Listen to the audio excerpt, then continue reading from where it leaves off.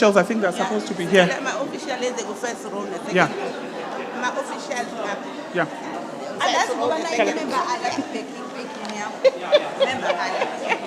No, but I guess I think it was not supposed to be on the floor. I took away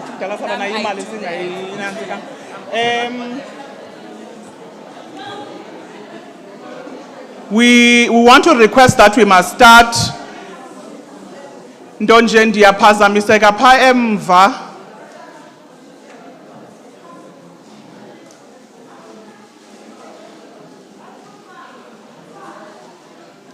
If it is full inside, there is a provision for a screen that is outside. Let's make sure that there are chairs, colleagues. Abantu bakwazi uhlala, and we request that all the responding authorities, together with our petitioners, bakhona ukuba lapha ngaphambili.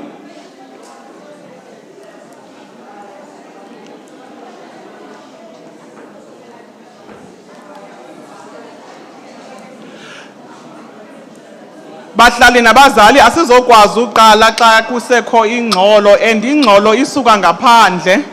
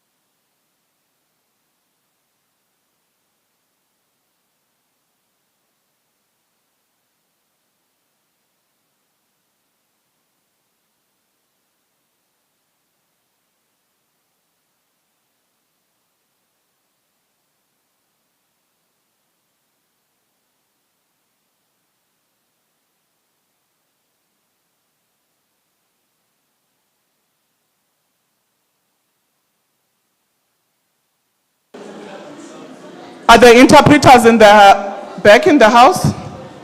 Are they all back? We can start? Or we must just give you a 5? You are fine. Okay. All right.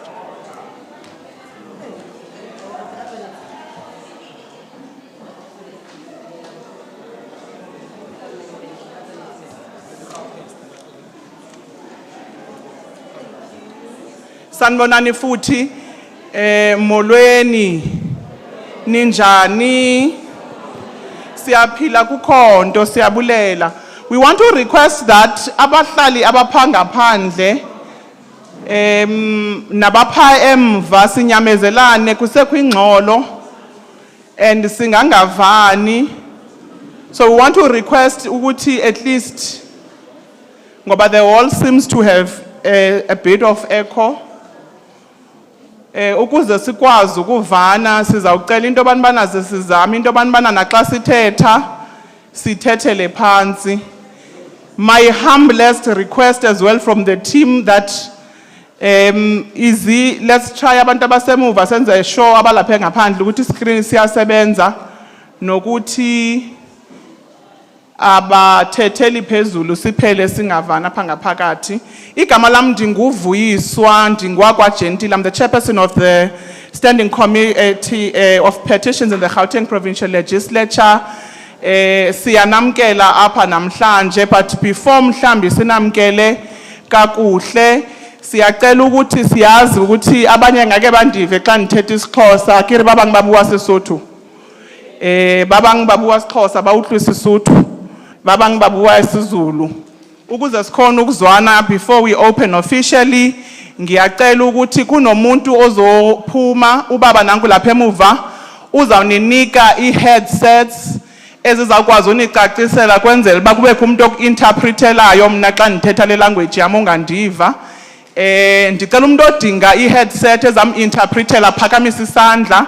I know ungakumbi abantu abadala badla ngosokola ukuva, especially when honorable members bethetha isilungu, but we'll try to speak to i-language ezoviwa ngumuntu wonke. So ndiyacela uba niphakamise izandla ubhuti azokwazi uninikeza ama-headsets. Ama-headsets uzowafaka akutranslathele nge-language ozokhona ukuyi-understanda.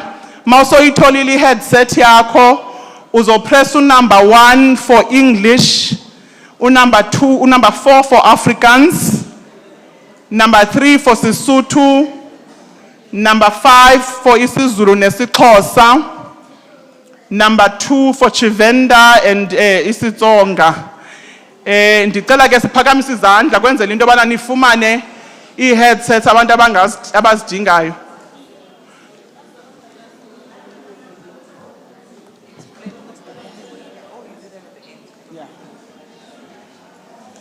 Ndicela sincedisane because bakhona abantu abalapha ngaphambili nababaphakamisileyo. Kibana easy mona. Yeah.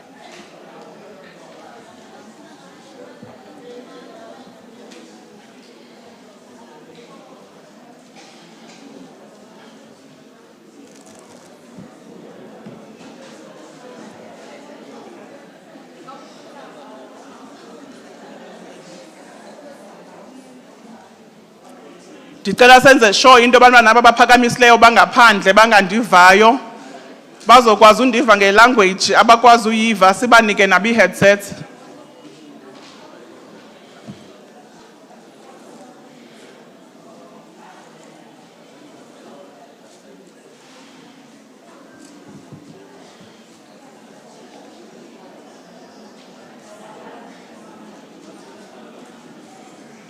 Kukho i-echo kwelola ne?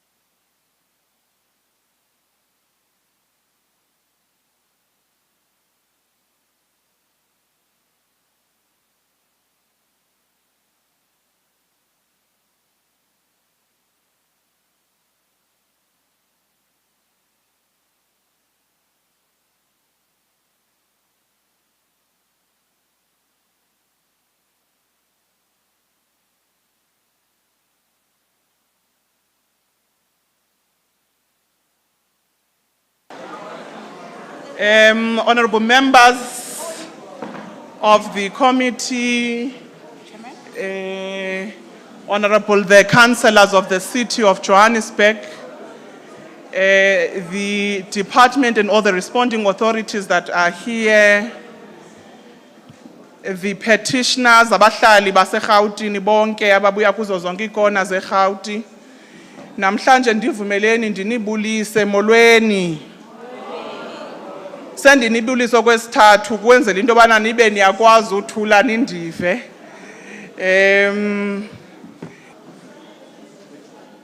Of housing. Laba bachekayo phandle. Laba bachekayo ngaphandle. I just want to check what service providers do we have outside.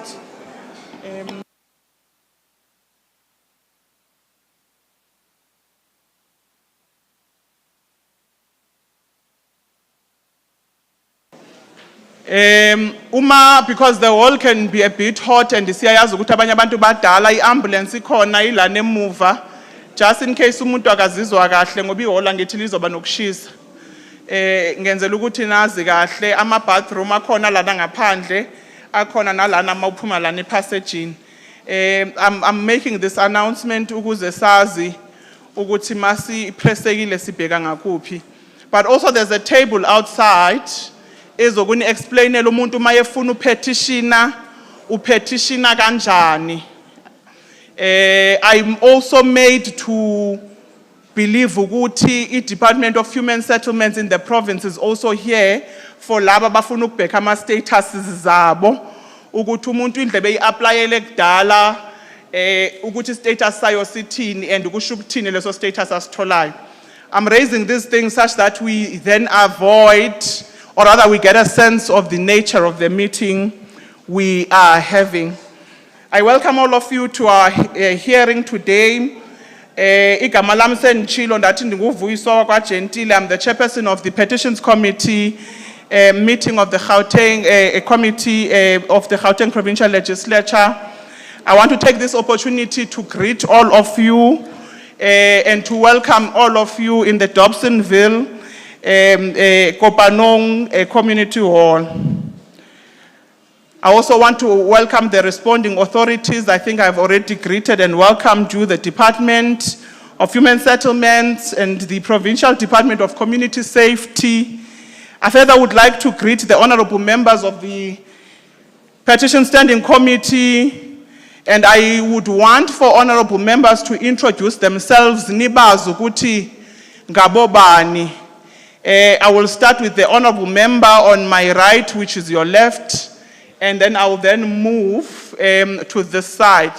I'll also request that just after the honorable members, the support staff that is now in here can quickly introduce themselves. Ngoba abahlali bazayazi ukuthi after thina sihambile kuba nzima ukusithola sometimes, but they can interact with the team at any time. So I'm going to hand over to the honorable members to greet umphakathi wase Dobsonville. Thank you so much, Chair. Dumelang, Molweni, Sanbonani, Ralocha, Absheni, Nkohlebani. Etahola. We are covered. Mora. It's a great privilege and an honor to be here today. Igama lami Ayanda wakwa Ali ndungumntana walapha eDobsonville e442 Mkhorosi Street. I am privileged to be here. I welcome you all. I thank you so much for the opportunity, Chair. So all of us, whether you're from Zanspruit, you are from Alex, Piri, Mapetla, Zola, Mdeni, Muletsani, we are grateful to be with you today. Dumelang, Siabong.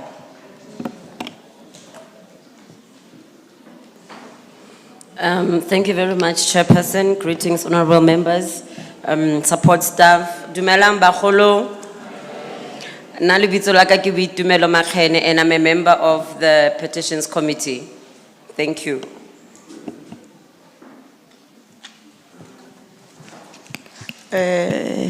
Ngiyabonga Chair. Nna ka lebitso ke Tshepo Stika le kae batho ba baholo. Thank you so much, honorable members. Ndicela the committee staff to quickly introduce themselves. I'm not sure if there's any available roving mic. Maybe let's start with Umbuli next to me. Let's start with you. Thanks, Chair. Ndi macheloni. Zinalanga ndiphimbula yeni likade. I provide administrative support to the Petition Standing Committee. And the Aribua Mutsurajitur. Thanks. Sanbanan Bahulu, Ikamalam Dingnombula Lompuku, and I provide supporting to the committee. Thank you. Sanbanani, Kamanu Simpiangwane, and I provide research support to the committee. Yabon. Ngiyabonga angibabona bani? Oh. Sanbonan, thank you, Chair. Igama lami Israel wakaphakathi nami support the committee ngiyabonga. So ngiyabonga kakhulu. There's many of us. I think abanye nibabonile abagqoke ikipa outside. But I think it's important that I must indicate that we are not here alone and omunye wabo nango enyuka stage. Ngifuna ukuthi nibabona ngithi maniphuma lana umuntu aphethe petition ayazi ukuthi uzolandela abanye. So if you can quickly introduce yourself as well, Snoto, on before I move to councillors. Dumelamba haitsu. Kalina ke Senoto Tiani ke supporta committee ya the Petition Standing Committee. Ke a leboga. Wanted to say something.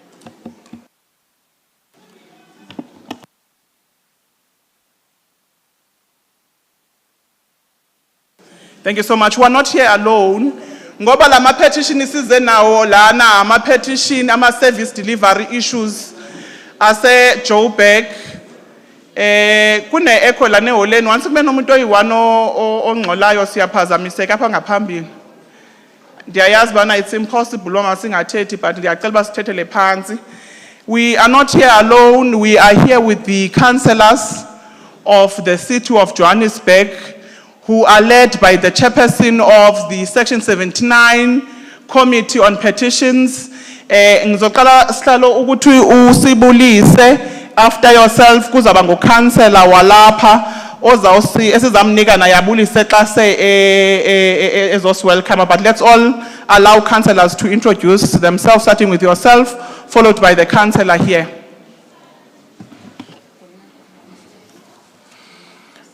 Ndi Machelon Zinalanga Ndipfi Abraham Mabuke.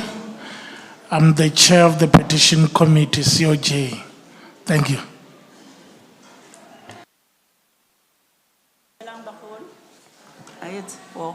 Dumelang bagolo ke Tebogo Mhlare sekgogolo sa Dikekete kwa Ntlapho, ward councillor mo ward 47.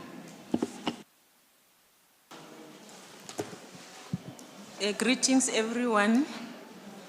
It's Councillor Salamina Mpotulo, Ward 48, Councillor Dobsonville. Sanbonani, new Councillor Nyembe from Inner City, Ward 62. Thank you. Thank you so much. I'm not sure if there are other councillors. Okay. No, siyabonga kakhulu. Let me quickly then declare the venue as part of my opening remarks. That before we proceed, I would like to invoke the rules of the Gauteng Provincial Legislature, which is Rule 56, Sub-Rule 1 and Sub-Rule 2 of the Provincial Legislature Standing Rules, and declare that this Hall, Kopanong Hall in Dobsonville, Region D, in the City of Johannesburg Metro Municipality, as a precinct of the legislature. This essentially means that we must all uphold the same level of mutual respect and respect the proceedings of this petitions hearing as it is the business of the legislature. Ngesilungu nje esicacayo ukuthi siyacela ukuthi nazi kahle ukuthi we have brought the parliament to the people. Ukuthi will then expect you to uphold i-decorum yaseparlamente, ukuthi kungabi namuntu ozosusa ingoma, kungabi namuntu ozosebenzisa language engayamkelekanga, umuntu mayefuna ukukhuluma phakamisa isandla anothwe nokuthi if for an example kunento ekupatisile asisho ukuthi ungayiraise but uyiraise ngendlela eyamkelekile ngokwemithetho yeParliament. So it is to declare that now this venue Masilana is the precinct and the Parliament of our people. I would like to call upon uCouncillor ngiyazi ukuthi bese introduce to come and welcome us in a ward, and asikuvumele Councillor ukuthi usibulise sizokwazi uqala umcimbi wethu kakuhle. Enkosi kakhulu. Thank you, Chairperson Jantile. Ngiyanamukela nonke bahlali from all corners of Gauteng. Sibonge futhi ukuthi i-Gauteng Provincial Legislature chose Ward 47 in Dobsonville to host the event namhlanje. And Chairperson and colleagues from a legislature, we're hoping that this session will encourage more of public participation from Abahlali. We have a serious concern. Abahlali, they lost interest in participating in such programs, and these programs ama rights wabo so that they can assist us as officials. Ukuthi as and when we meet, we know ukuthi ikhalo zabahlali yini siba representing ngendlela right. So I challenge each and every one of us ola ukuthi sincedeni ukuthi nalabo abasela abangekho nabo ibuye that thing yokuthi tshwantse banke maikarabelo ba participate. Akere di rights abagolo declare responsibility. So it's our responsibility as residents, for as and when we are called ke offices of government, we come forth and raise our concerns. Ka leboga bagolo.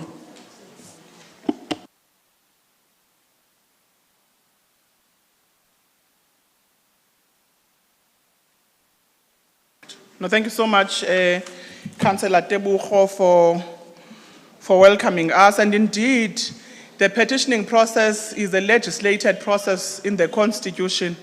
Umntu nomntu nelungelo lento banibana xa ebona services zingafiki kuye a petition futhi aqale kuni nizikhansela athi council indlela kutheni ne pothole councillor kutheni sinengxaki yesuwa councillor kutheni kwenzela into bani ucouncillor if it is outside of amandla wakhe as ucouncillor akwazi uyi-escalator to the municipality but also to the province. So we do want to thank you for welcoming us. I want to quickly speak to the purpose why we are here. Ndiyacela into abantwana nisivumele uba sihlale phansi because ukendama mhlambi ndinganga okanye mandiphakame mandinike but ezinye members ngangakwazi uphakama oko. Yeah. Izawusikhatha le camera yakho bhuti wam mhlambi xa sime ngenyawo. We've convened here today to conduct a petitions hearing and to take you through ningabahlali on a public participation tool that is available to you. Abanye benu bazawukhumbula ixesha lengcinezelo abantu bebesithi xa bepetitiona abapetitione bebaninzi. Ngoku uyakwazi into yobana xa unengxaki ungumntu omnye on any service delivery or policy related issue ukwazi uziraise ezo issues, and kukho ii-platforms ke ezenzelwe loo nto. Uqala kumasipala, umasipala uno-chairperson apha bese sim-introducile. Ubana ii-issues zakho zezikamasipala uziraise at that level. Uba zii-issues ezike-provincial government elidwa nguPremier Makhura ziza kuthi. Uba wonelisekanga zinkonzo zikarhulumente kwindawo okuyo specifically on i-provincial government, they come to us. But if it is municipal petitions, they then come to the municipality, or rather the city. I know that you would have indicated, Councillor Luthuli, some of these processes, abantu have, to a certain extent, lost confidence in the process. We are here to renew low confidence. Ekubeni, petitions that you submit with us are petitions that will ensure into yobana we mediate between umntu lowo bekumele unike inkonzo nawe kwenzela inkonzo zifikwe kuwe. So it's very important.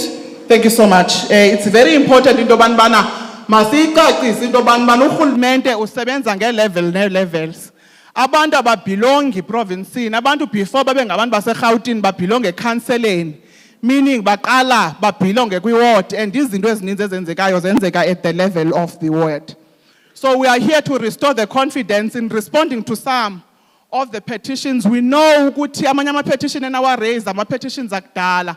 But as this new administration, you know ukuthi siyikomite entsha, we have gone back and we said, abantu bethu mabangafila ngathi abaviwa, masizise abantu abanelungelo lokubaphendula, babaphendule ngexesha, bakwazi nokubacebisa ukubana xa bengakwazi ubanceda, where are they meant to then go. Also, we want to explain to you, because ixesha elininzi kukho i-confusion between yintoni role ka-premier norhulumente wakho i-executive nathi siyi-legislature. I-legislature yindlu yowiso-mthetho where Tina as MPLs, we are lawmakers. We also encourage public participation njengoba sizile apha kuna sangogaya voti, because ixesha elininzi abantu bakuthi bacinga fanele basize ebantwini kuba sizogaya ivoti, asizangogaya voti ngoku sizokwenza sure into abantwana our people participate in public democracy, ba-raise izinto zabo sizazi sikwazi ukubanceda kwangethuba. But also very important, the reason why nibona abantu bahlapha ngaphambili, these are responding authorities. Mosandithi bayabonakala abantu abasebenzela urhulumente. Ngaba bazawukwazi namhlanje ubana basiphendule, sibazisa kuni ke bakwazi unicacisela, because ixesha elininzi basebenza eziofisini bangakwazi ufika nenkonzo kuni kwangethuba, mhlambi sebeziresolvile issues nibe anonelisekanga, sibazisile ke ngoku into abana bakwazi unicacisela xa bengaziresolve baye banike icebo elithini. We do know, councillor, that there are issues in the entire Soweto, not just this area, of electricity crisis. And this is underpinned by the petitions that we would have received from the city and the residents around the area. And these we note, but we do want to indicate that as part of us coming here, councillor, we want to build strong relations with yourself, where we'll then have a collaborative process where all these petitions that are raised in time that are municipal related and also have a dual responding authority with the province, we can then work together to ensure that we are able to then resolve them. We're aware of the problems of Tulam Sindo informal settlement.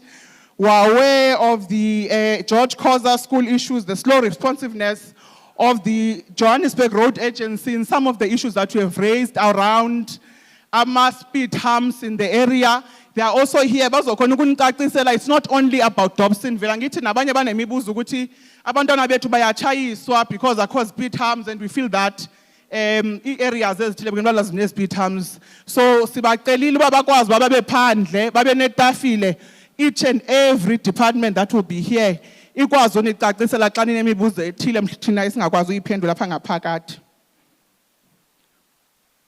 I think also it's important that we must emphasize that one of the ways of promoting public participation is to enable the Gauteng citizens to exercise their constitutional right by petitioning.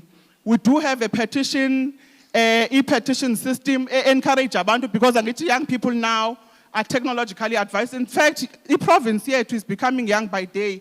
I think even no gogo na $6 na WhatsApp angithi. So there is an e-petitions ungena nje kwi-system yase-GPL or submit lapho. But also okusemqoka as well is that abanye abantu bathi maybe masiyisubmithile online ngeke nisizwe. Uyakhona ukufona, mawufonile i-team yethu siyayidispersa, ikhona ukuthi izobheka le nkinga okhuluma ngayo, ikhona uku-advise right there and there ukuthi kumele ukuthi uye kuphi nakuphi.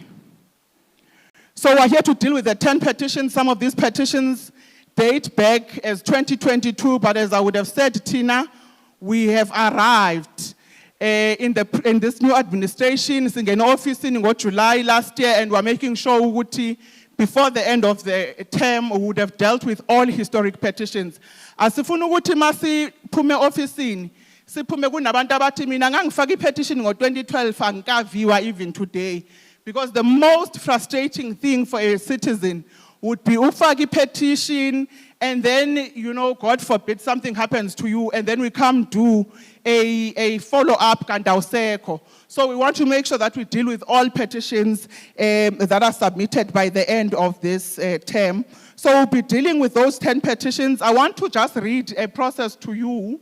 We will read the summary of the petition. Lame petition akona out 10. Akona ngicela ama petition awu 10 lama petitions sizodila ngawo ngiphakamisela izandla. All right. I just wanted to make sure that nikhona.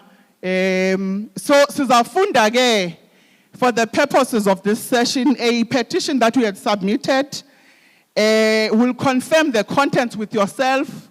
Usho ukuthi indeed this is the petition oyisubmitile. The responding authority will then present on the report on the petition.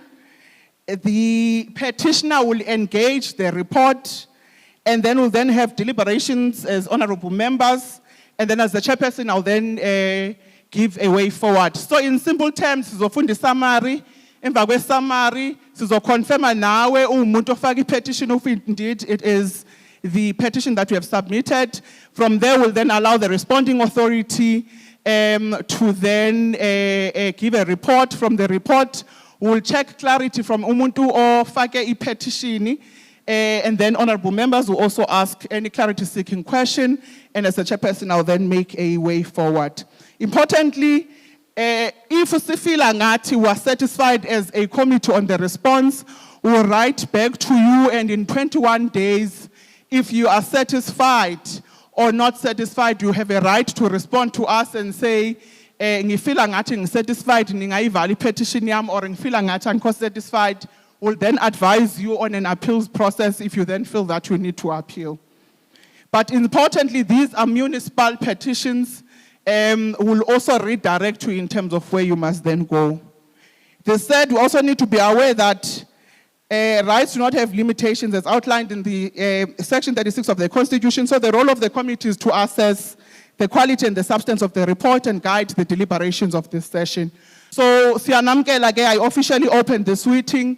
Sizawucela into abantu bana simuve fast imbuli kushushu apha ndibile thoxo. Ndizawucela into abantu bana simuve to the next item of our agenda, and because the MEC had requested ukuthi uzofika around 11:30, can we then start with the petitions directly of the Department of Community Safety? Thank you so much.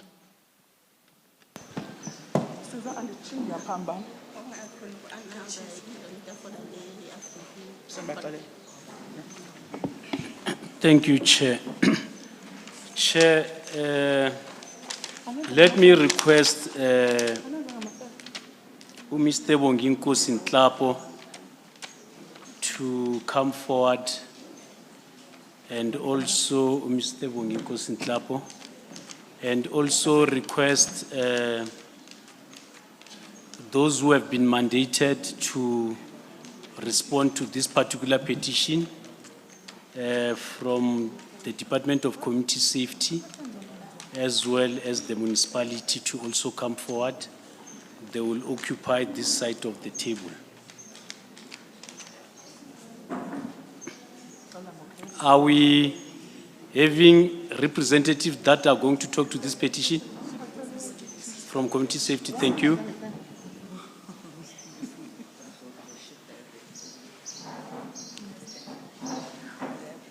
Chair, we received this petition from Mr. Bonginko Sintlapo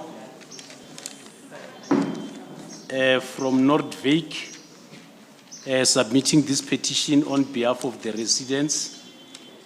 Subsequent to that, it was then processed, adopted by the committee, allocated the following registration number, that is PP 09D0225 LOCS, wherein the petitioners request the immediate intervention to remove the illegal squatter camp at the corner of Liver Road and Vodacom Boulevard.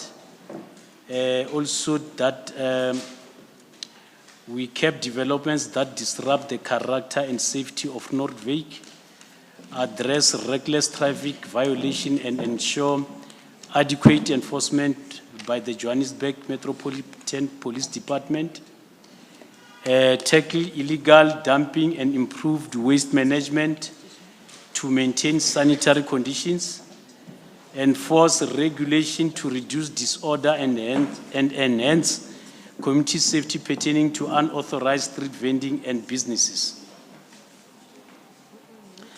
Restore declining municipal services essential for neighborhood upkeeping, prevent the vandalism of electricity substation and traffic lights for cable theft, stop the removal of address copper numbers being stolen for scrap recycling, prioritize the development of essential facilities such as library with free Wi-Fi, swimming pool, playgrounds, enforce mandatory mobile toilets at illegal taxi ranks, ensure regular cleaning and emptying of street bins similar to households, and refuse removals.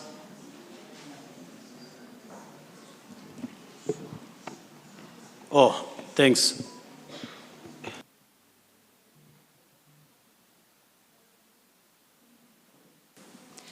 Thank you so much. Bahlali, I'm just going to be acting on behalf of the chair. She has just stepped out momentarily.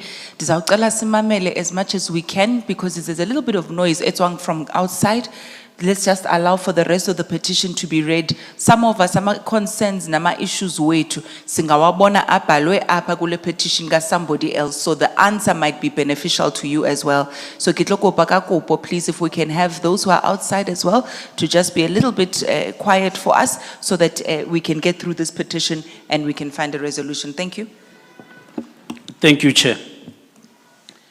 Ensure regular cleaning and emptying of street bins, widen Garden 7th Road and construction of a bridge between Sagewood and Noordwijk Secondary School, maintain road marking and repair or enhance visibility of speed humps, stop diverting Noordwijk ratepayers' funds to township developments, leaving Noordwijk excluded from budget allocation, address misuse of fire hydrants by illegal squatter and taxis, combat the mugging and robbery of joggers and residents, remove all unauthorized street vendors with immediate emphasis on those involved in drug sales, remove the food trailer at Noordwijk Park on Liebenberg Road as their customers openly urinate in the park, prohibit illegal parking of industrial trucks within the suburbs, remove unauthorized business which negatively impact health and well-being, air pollution and impacting the overvalue of properties and fencing and patrolling of Noordwijk Park. Chair, as I would have previously indicated, the petition was before the committee. It was adopted. It was referred to City of Johannesburg as well as the Department of Community Safety for investigation and reporting on the 18th of February, 2025. So this petition was referred during this financial year. There are follow-ups that we made. We are hoping that today authorities will be in a position to provide the required responses. Thank you, Chair. Thank you so much. Before we go to the authorities for their response, Babunhlapo, I'm going to ask you, sir, if your concerns have been summarized accordingly, if there's any additions that you would like to make or any corrections to what you had submitted.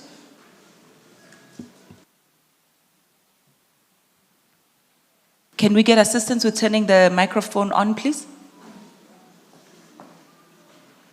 Sabo. We can hear you, sir. Just maybe try proximity, be a little bit closer to your mouth. It is well summarized in essence, but I had hoped that I would be able to amplify certain points so that it is not just a numerical thing, but that people understand the intensity and the frustration that these things are causing. I'm going to ask you, Geputwami, to just introduce yourself and then to elaborate where you would like to make emphasis. Thank you. Okay. My name is Bonginkosi Nhlapo. I think I heard someone on the stage saying they are also Nhlapos. So hello, Skeke. I think the biggest and the most frustrating and the most pressing one is there's 2 squatter camps that we've had on Liver Road, corner Vodacom Boulevard. We even had a picket there. We have squatters who are predominantly from Lesotho. Their occupation is recycling. And they are, I'm sorry for the use of the word nuisance, in a sense that our traffic infrastructure is being vandalized largely by them. Our street boxes that carry electricity are vandalized largely by them looking for copper cables. Most of the traffic intersections, the poles are lying on the side because they cut them and they take the wiring inside. And those apparatus that, I don't know if it's SIM cards and what have you, that are in there to regulate the traffic lights. The fire hydrants are used for harvesting water. The joggers are being marked in the morning when they are jogging by the same people. So most of our problem emanates from the 2 squatter camps. And one of our frustrations is that on the 1 squatter camp, we are told it's on a private land. Now, the owner has either abandoned the place or is overseas. Some say he's overseas. And there is no contact with him.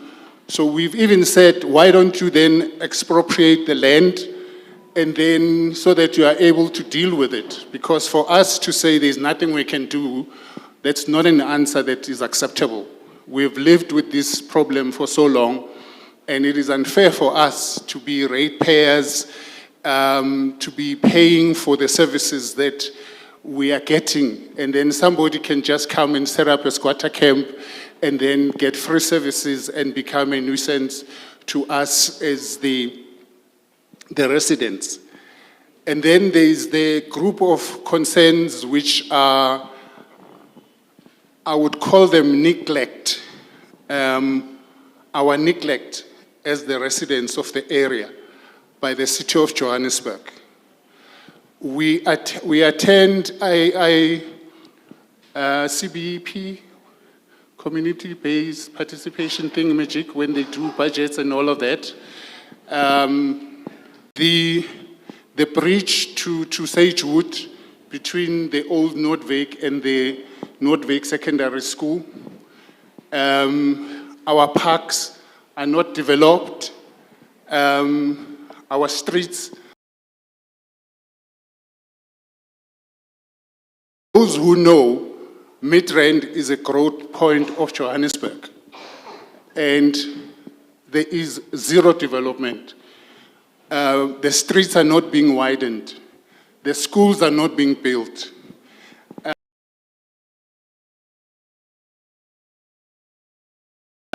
It's funny because when you look over the road, we have 2 townships in Region A, and it's Ivory Park and Dobsonville. When you see the officials of the City of Johannesburg,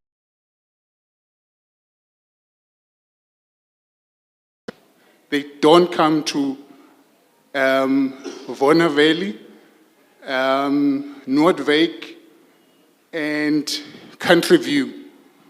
And those are the main suburbs. Well, there is also Kyalami and some of the other areas. They don't come to those areas, they don't develop those areas that are the money spinners for the Johannesburg Council. So when you look in Diepsloot, there is a proper hall with Wi-Fi, and I think it's also got a library. If you look in Ivory Park, there are developed parks. There's a swimming pool that is about to be completed, to be built. There are parks that are up to scratch.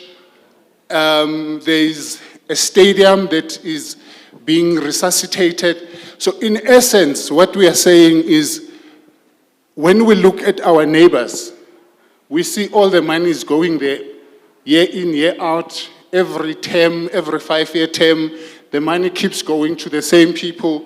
We who are paying that money are not getting anything from it.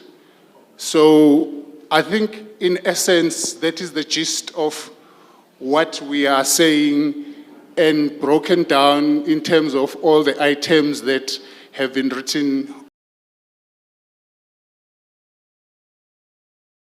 I think because the petition covers areas that are largely competency of local government, we have called the City of Johannesburg to come and account and their respective to speak to the roads issues. We have community safety to speak to the issues of the joggers we had spoken about. Your petition was very multifaceted, so we would want the city itself to also speak to some of the issues that you have raised. I'm going to ask that the gentlemen who are going to be representing, or the ladies who are going to be speaking on behalf of the Department for Community Safety, who are going to speak on behalf of JMPD, to also please introduce themselves for the record, because we are recording proceedings, and then to respond to this particular petition and some of the issues that are raised. Thank you.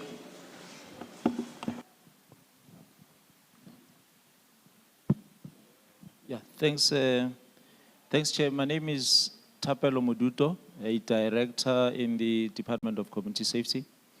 I'm not alone, I'm with, but Chair, I think it's important that I also indicate that as a department, our response, so we're not doing actual policing, we're doing oversight over the police. And that's the reason why it was so important for us that we bring on board subs. So with us, I'm with Brigadier Zoteti. He will then present or share a presentation, and that presentation will be addressing some of the key issues that have been raised by Ntate Nhlapo's petition. But together with him is Colonel Mokwena, from the Midrand police station. So on some of the issues that are pressing that would require follow-up, we will then, through the assistance, be able to respond to that. Perhaps I must just give this background that in the exercise of our oversight role, Midrand is one of the stations that we're prioritizing as a province, because we consider those to be stations that are contributing the most in terms of crime volumes in the province. And our view is that if we can be able to significantly reduce crime in those precincts, we would have significantly reduced crime in the province, but also in the country. So that's the reason why there is that focus on these stations. And I must indicate that one mistake that might have actually happened was that, and maybe it has something to do with spatial planning, that whenever there is these things around spatial, planning, it becomes important that our efforts, and I think the mistake that actually happened maybe with Midrand is that as development happens, so you have that kind of a situation that is happening there, but I think to see how best to close that gap. I'm raising this chair so that as we move forward in the right platforms, we are able to emphasize that when we deal with issues of spatial planning, synergized planning, it's important. When we start talking about development that needs to happen in a particular area, let's take into account policing needs, because it's unavoidable that is going to emerge. So at this point, Chair, I'm going to humbly request that I afford Brigadier Tsoteti an opportunity that he then takes us through the presentation. I'm not sure who's flighting for us because we shared the presentation.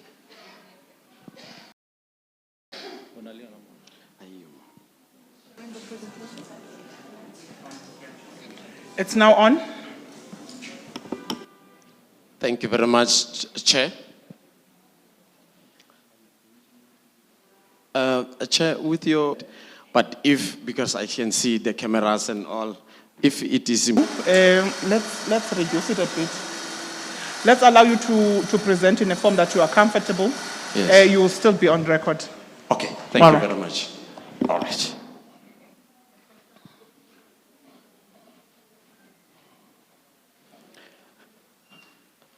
Thank you very much, Chair. If you can just also introduce yourself and record, kwenzela be petitioner ikwazi ukukhumbula uba ithetha nabani. Thank you so much. Thank you very much.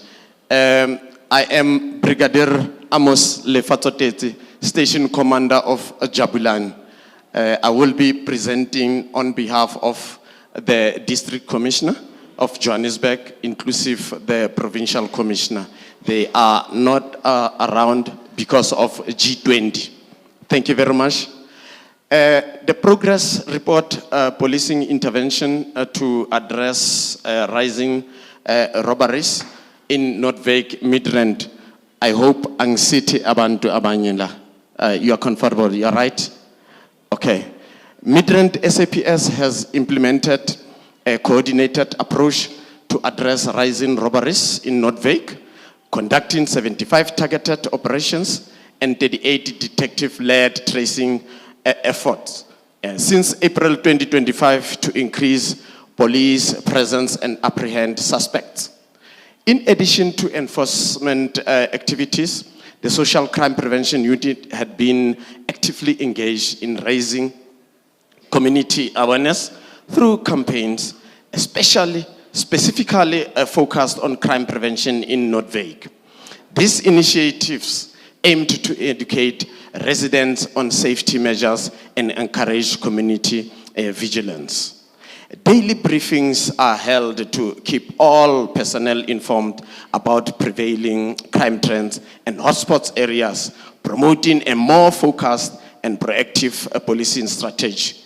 Additionally, sector vehicles routinely carry out vehicle checkpoints, that is VCPs, and stop and search operations to disrupt criminal activities and enhance the safety of residents and joggers.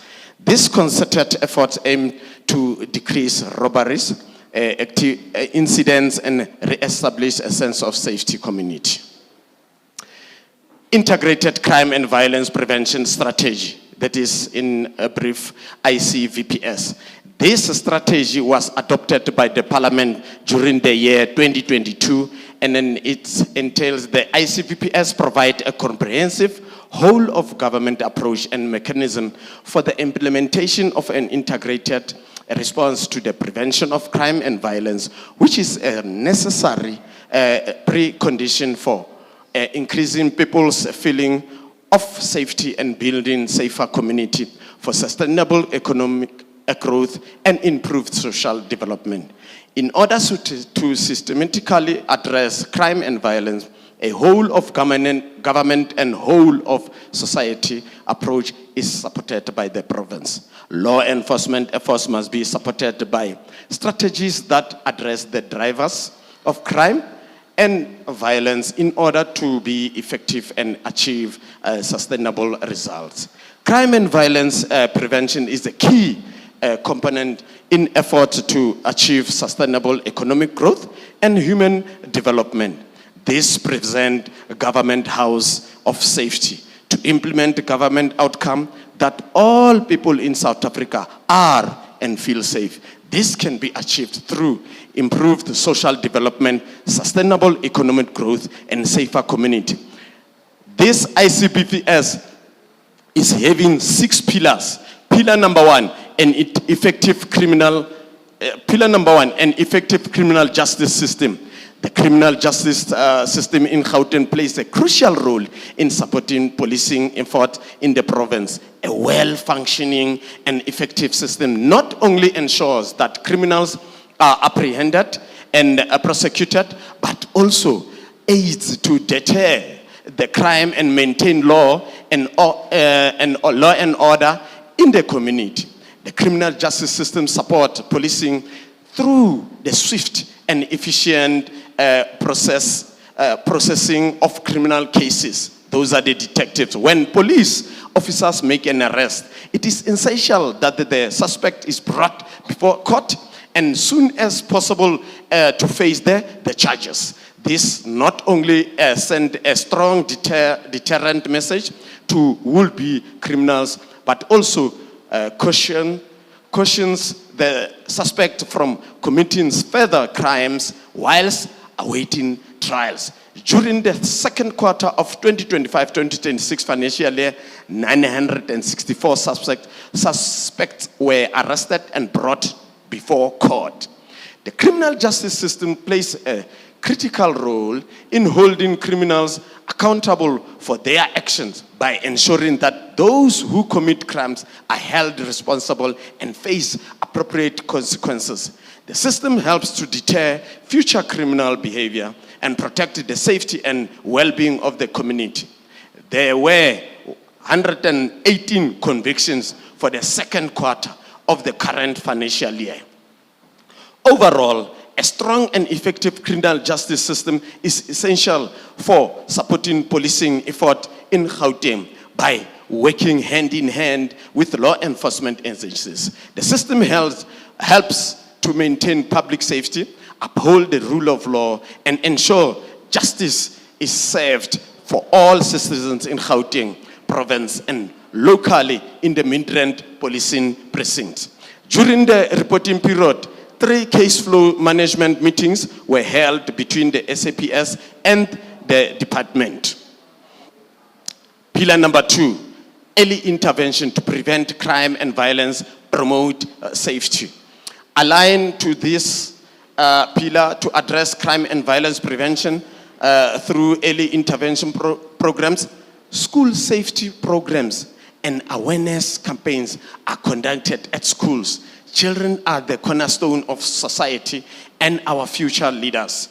To this end, the SAPS has embarked on various drives as a means of early intervention at the same time serve as a deterrent to crime violence in the community, thereby promoting safety of the community.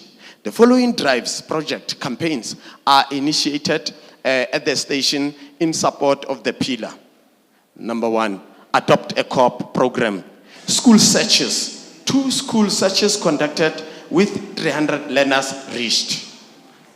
I want to interject to, I want us to get to recommendations, particularly around because there are 2 major issues that I think the petitioner is raising. I don't want to lose the sense of the House.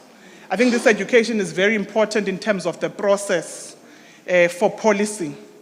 But my interest would be, because I'm looking at the other 10 petitions that we must still do, would be particularly on the 2 areas around the mugging of the joggers and that they're being robbed. The secondary issue of the theft and break-in. There is the last one that I would have noted here. I'm not sure where my documents are now. The copper theft. Maybe if we are to, maybe it could still be continuing, but we'll allow the petitioner. If there are any crime prevention efforts that would have been prioritized. I appreciate the presentation. I think particularly for this kind of session, it's important. But one thing I have learned over time is that petitioners get easily if you don't get to the point. So if we can just get to the recommendations in relation to the policing issues that are raised on the petition itself. Thank you so much. Noted. Can we fly it to, yes. Midrand SAPS remained committed to ensuring the safety and security of the Noordwijk community through sustained, coordinated and intelligence-driven operations. The combination of visible policing, community engagement and targeted enforcement has already strengthened public confidence and disrupted criminal activities. Continued collaboration with community members, local stakeholders, and other law enforcement agencies will be essential to maintaining these gains and further reducing robbery incidents. Together, we can build a safer and more resilient Noordwijk for all residents. Here, thank you very much. Here, what we are trying to say, we are dealing with the collaborated strategy. It's a multidisciplinary approach whereby all the force multipliers, CPF, community, neighborhood watches, and everybody are invited to come and to work with us so that we must address the problem of Noordwijk. And also the meetings. The Vispol commander is here, whereby he can attest that the meetings were held and then the progress is ongoing. The door is not closed, the door is always open. We are available at any time so that we must deal with this. But I have to emphasize that I heard you, Chair, when we're talking about the infrastructure and everything. When I am talking about the integrated, I'm talking about also the JMPD is also involved, and then we are also working together. I don't want to take long time because we have appreciated the education and everything, but I have to say we are here, we are available at any time. We will be available to also, because thank you very much. Thank you so much, Brigadier. Of course, noting that there is so much work that happens in terms of combating crime, but each who speak to this report in particular, think that some of the issues are more, then allow you to then come back. So let me allow you maybe to speak to this report, noting that there is, in my view, Brigadier, the commitment as well for collaboration and the team. Maybe let me before allowing you, let me also allow you because you are from. Close the gap, and I'm just going to allow you a minute because Brigadier says legal needs and there are other petitions, and if are irritated. Thank you so much. Thank you, Chairperson. I'm Colonel Mokoena, Head of Visible Policy Midrand. I just wanted to add on what the Brigadier was saying. We are having 3 operations that we are conducting weekly, Chairperson. Wednesday, we are having an operation where we address trio crimes. Noordwijk is also focused on our operational plan. On Friday, we are having a station commander's operation, whereby also Noordwijk is featuring in that operation. It's a multidisciplinary operations that we are having. We're including your Gauteng Traffic, National Traffic Police, JMPD, and our own security. On Saturday, we are having a Vispol Commander's operation also, where we are also addressing our serious cases, your trio, which I'm talking about, business robbery, house robbery, your carjackings. So, yes, we are committed, Chairperson, in addressing the issues that Mr. Nhlapo is mentioning. So we are also having this intervention plan where we will be evaluating it on a 3-month basis. December will be evaluating what happened between October and December, addressing issues that were mentioned of crime in our area. Thank you, Chairperson.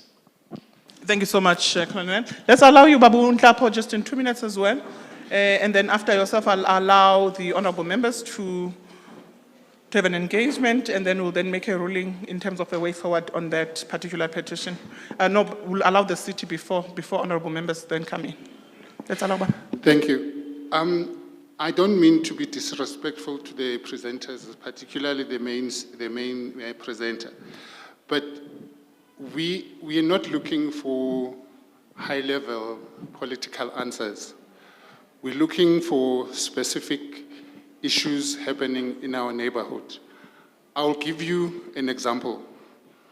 There was a raid in Kyalami where the illegal immigrants had set up some business and they were disrupting traffic and all of that. They were arrested, and that area has now some kind of a breeze. That's what we're looking for. We're not looking for Gauteng, high-level stuff that makes no difference in my life tomorrow or today. Okay. And the other one was and this is largely driven by the MMC, Dr. Chwaku. Without Dr. Chwaku, nothing happened. The police will drive past any illegality. The people who are selling at the corners, selling drugs, traffic departments will do the same. We are saying the people who are entrusted with the law should be irritated by illegality just as much as we are. Traffic cops cannot pass a table that's selling drugs. The police cannot pass a table that's selling drugs. And so the integration that we are looking for is things like home affairs. We can't have a squatter camp with illegal people living there freely, and there is nothing that puts together the law enforcement people to raid that place, make it uncomfortable until those people move. If you can't move them because Siri or whoever will take you to court. But they can't live there freely, destroy the neighborhood, and there's traffic cops passing them every day, and SAPS passing them every day. Without Dr. Chwaku, we have never seen that we avoid, in as much as we'd be excited. We then check if there is anyone from the city to respond in this. Can we kindly have the city to respond to the matters? So if you can sit this side, or rather, I think if you want to stand, let's allow you maybe to stand and then present. Can I kindly have the roving mic? Thank you very much, Chairperson. Kamalam Bridget Khoza, Mphume JMPD. Ngicela ukubonga for the opportunity. It's unfortunate that he's not here today. They are busy with EG20, but I'm here to follow up and take whatever issues that needs to be raised. We've been working with a number of, although as these are one by one, not as a petition. It was just a little bit difficult to consolidate for this meeting so that we can make an official presentation, but we were made aware. Amongst the issues that are raised there, it's traffic violations, illegal dumping, street vendors. So there's a number of issues that deals or that relates to the mandate of JMPD, of which we are doing day to day. Maybe the issue is the impact is not really visible, but we are committing as JMPD to further engage and keep in touch with Ubaba so that we brief you as and when things are happening, so that you can be informed. So it's not a question of there are days, but we do enforce as and when there's need to be, and we participate in multi-stakeholder operations with SAPS, with other law enforcement. So we work as a team, but then on by law enforcement issues, again, as the city, we do work with development planning and other departments that are related. So I just wanted to say we do acknowledge and we are really committing to speed up or meet the required expectation. Thank you. Thank you, Chair. To the members of the Provincial Standing Committee on Petitions, our chairperson and colleagues and community members. My name is Molefesi Ale from Johannesburg City Parks and Zoo. Amongst the issues is that were identified was that there are no public parks in Noordwijk.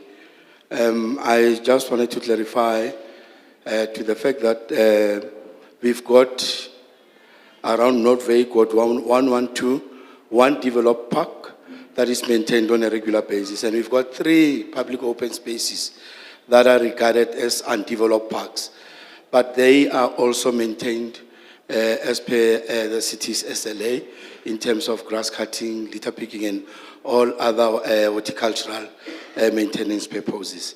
Thank you, Chair. No, thank you so much to the city. I must register it. I'm not satisfied. I think as the committee we're not happy, and I do not want to brush this off.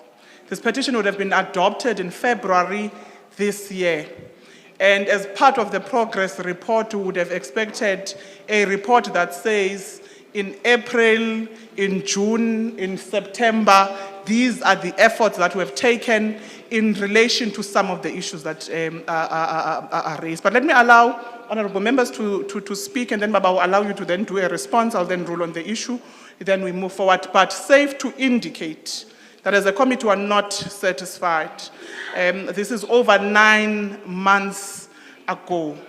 And if we are really committed to serving our people, we must be intentional in terms of how we bring services to our people. We understand the oversight role that the department plays. We understand the policing role. And we do also know that there must be collaborative efforts even where the residents of the area form part of these joint operations. But one would have wanted a report, because a petitioner raises these issues once they have done everything in their power. Maybe Baba cannot tell us in this session to say, maybe I have been a victim myself, my daughter has been a victim. So when you bring it at this level, it would have been ventilated at the police station. It would have been ventilated with the JMPD. For the fact that it is brought to us, we then hope that you would then be able to give tangible answers, and I'm not getting that as the chairperson of this committee, and I sense that honorable members as well. But let me allow honorable members to then speak to the petition as submitted, and then I will allow Baba, and then we'll then make a way forward on this particular petition. But safe to register that I'm not happy. Yeah. We are not going to allow any additional hands at this point. Can I allow the honorable members, and then we can rule on this petition? Thank you so much, Chair. I think you've captured our sentiments very well. We'd like to echo them to say it's a little bit disappointing that there's no tangible response that on the 21st of August, this is what we did and here are our interventions. I think it's not for a lack of capacity, because we have seen Guti when there are visitors, you call it capacity. A number of the speakers have spoken about G20. Magunaba Vagashi Sikipa, the best plates, the best knives, the best forks, the best everything. But for the residents who have been crying about these issues again and again, we are not delivering as quickly as we can. Even before the visitors, Utata Utetil about other areas, Ivory Park, etc., we're not going to bring them here because that's not the subject of the petition, but capacity is there. We have to then question the intention and the willingness. And I think that's where we can go. When we speak about the issues that are in that area, it goes right to the beginning, Chair. You and I were talking about town planning. When we plan for areas like that, you have to be mindful of the population that's going to be there. You have to be mindful of some of the societal ills that may emerge. You have to have foresight. It's town planning. People study those kind of things. Tina, we catch them here and there because it's the work that we do. But there are people who are town planners. And I think if you're going to put an area down and say we're going to expand Midrand, etc., these are the things that you plan for, that you must be mindful of. So it speaks to questions of planning. I want to touch on what Tutata was saying also about some of the issues that have crept up. The state of Noordwijk, you even see it in the state of the school, primary school in Noordwijk Primary School, that has for the last 10 been in a prefab structure, no brick and mortar. We know it's not COJ, we're not laying the blame on you, but we're saying somewhere, somehow, there's a disconnection when it comes to planning of these things, because 11 years in, that school is still prefab, it's still makeshift structures, amazozo, izinto ezinjalo. There's no brick and mortar, there's no proper direction of traffic around that, etc. It's a mess. I've driven by there myself. So it comes back to say, please, can those who are in charge of these things sit down and integrate, coordinate, and plan thoroughly, so that this time next year, we're not facing bigger problems and bigger challenges. And what we're seeing there is symptomatic of other areas that we can speak of as well, because there's no proper and thorough, coordinated and integrated planning, not only just at local government level, but also local, province, and up to national, where the left hand must know what the right hand is doing. So I think, Chair, you've summarized, Gahle, exactly what the committee feels. I'm not sure if any of our other colleagues then would have to weigh in. Honorable members, let me allow you. Member Sitika, do you have any comment? Oh, she's not here. Member Makane? No, thank you very much, Chair. You and Member Ali covered me. We do share the very same sentiments about this petition. The reports are not satisfactory at all. Thank you. Thank you so much. Baba, let me allow you the last comments, and then I'll then make a ruling on this petition in terms of the way forward. Thank you very much. Ngiyabonga ukuthi you've summarized it, that personally I've heard nothing. I actually gave you 2 examples of what happened that I'm aware of. We've heard about all the kind of awareness things that are happening between the police and everything. The only people who tell us what is happening is Otto. There's a guy called Otto in our CPF, Sector 3. If it wasn't for Otto, we would not know anything that's happening about the police in Midrand. And I would like to just repeat that the police and the traffic department cannot pass lawlessness and behave like it's not happening. I don't want to be politicking a lot about the Madlangas and everything, but we know that it is common cause that the people who are supposed to be enforcing the law are not enforcing it, and part of it is because of corruption. I don't want to get into that. I'm just saying that the guy at the corner cannot be comfortable selling drugs in Tsango, Nyaupe, Nani, abazithengisayo bazifihla ngama-sweet, bazifihla ngama-snacks, and i-police van idlule nje ngazathi ayiboni nix. That is what I am saying. Bamhlapho siyabulela kakhulu, and safe to emphasize that indeed the report are not only, not satisfying to you, and as a committee we are also not satisfied. Maybe as a way forward, can we, from the city and from the police through the Department of Community Safety, noting that we are going to the festive season, get a detailed plan on how you plan to address specifically the issues that are raised around policing. The issues of robberies, the issues, and I became creative, and I know that there may not be enough resources, that maybe as part of the adjustment and the budgeting, you may want to look into the CCTV installation, around the areas that are high risk in terms of the marking, particularly of people who jog. You can't buy a house and not feel safe that you can walk around when you feel like it. It becomes a problem. But of course, that would be a future intervention. But let's get a detailed report in the next 14 days that speaks to real issues. Issues of the crime-related issues that are raised in the petition. In the next 14 days as a committee. And the city as well. The city, there are many issues that are raised, they're not only policing related. Let's also get a plan from the city in the next 14 days of the planned intervention in addressing this matter. But I think very important, Baba, we will take a decision to embark on a joint oversight. Because after we have gotten these detailed plans, it then means we must go on an oversight to ensure that some of the issues that you are raising and this 14-day plan would have been implemented by then, because you can't have a plan and not have a strategy to implement.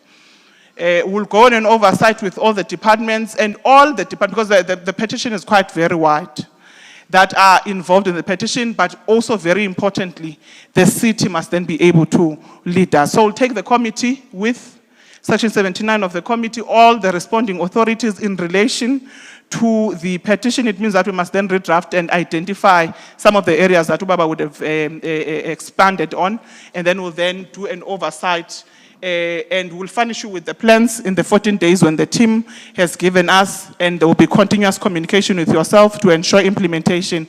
And in what January, before the end of January, we would have come to you, because we're coming to the end of the quarters, the committee would come to do an oversight with all of them. And it's part of building the relations and also the collaborative efforts that I think the colleagues would have also spoken to. So Siyabulela kakhulu Tata will then release you, because you had requested that we must release you by 12. Enkosi kakhulu.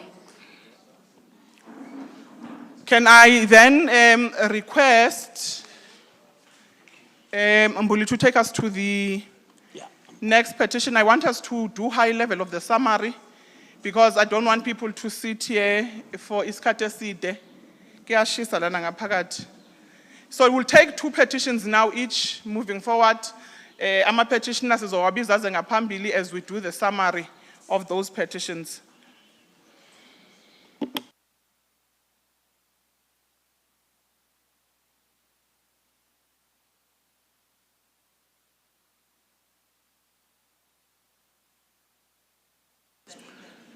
Maybe let's do, the MEC is on her way. So the MEC had requested that we give her iskatinyana. So we'll take the human settlements related petitions when the MEC gets here. But okusemqoka, the services outside, anyone ofuna ubheka status sendlu yakhe ukuthi sime kanjani, nomunye umuntu okudala applyele i-service stands, uyakhona ukujoga ngaphandle. JRA is also outside. The city as well, human settlements are also outside as well. So let's take the next petition, Mbuli.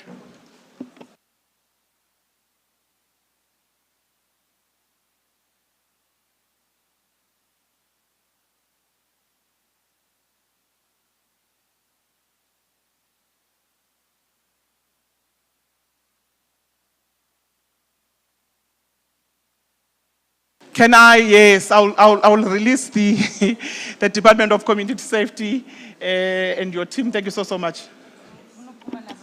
Thank you, Chair. Can I request? Maybe before that, maybe before you leave, if you can just give some of the residents 5 minutes outside if they've got any policy-related inquiry. Anyone from the cemetery and the city, from the city and the parks. Okay, yeah, yeah. Let's allow you, Baba. We know that there would have been a report submitted. We want you to speak to the report and the interventions thereof as per the cries of the citizens around this petition.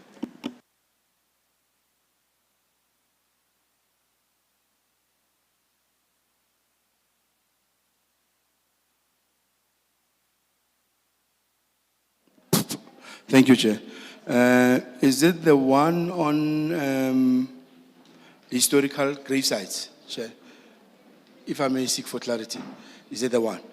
Okay, thank you, Chair.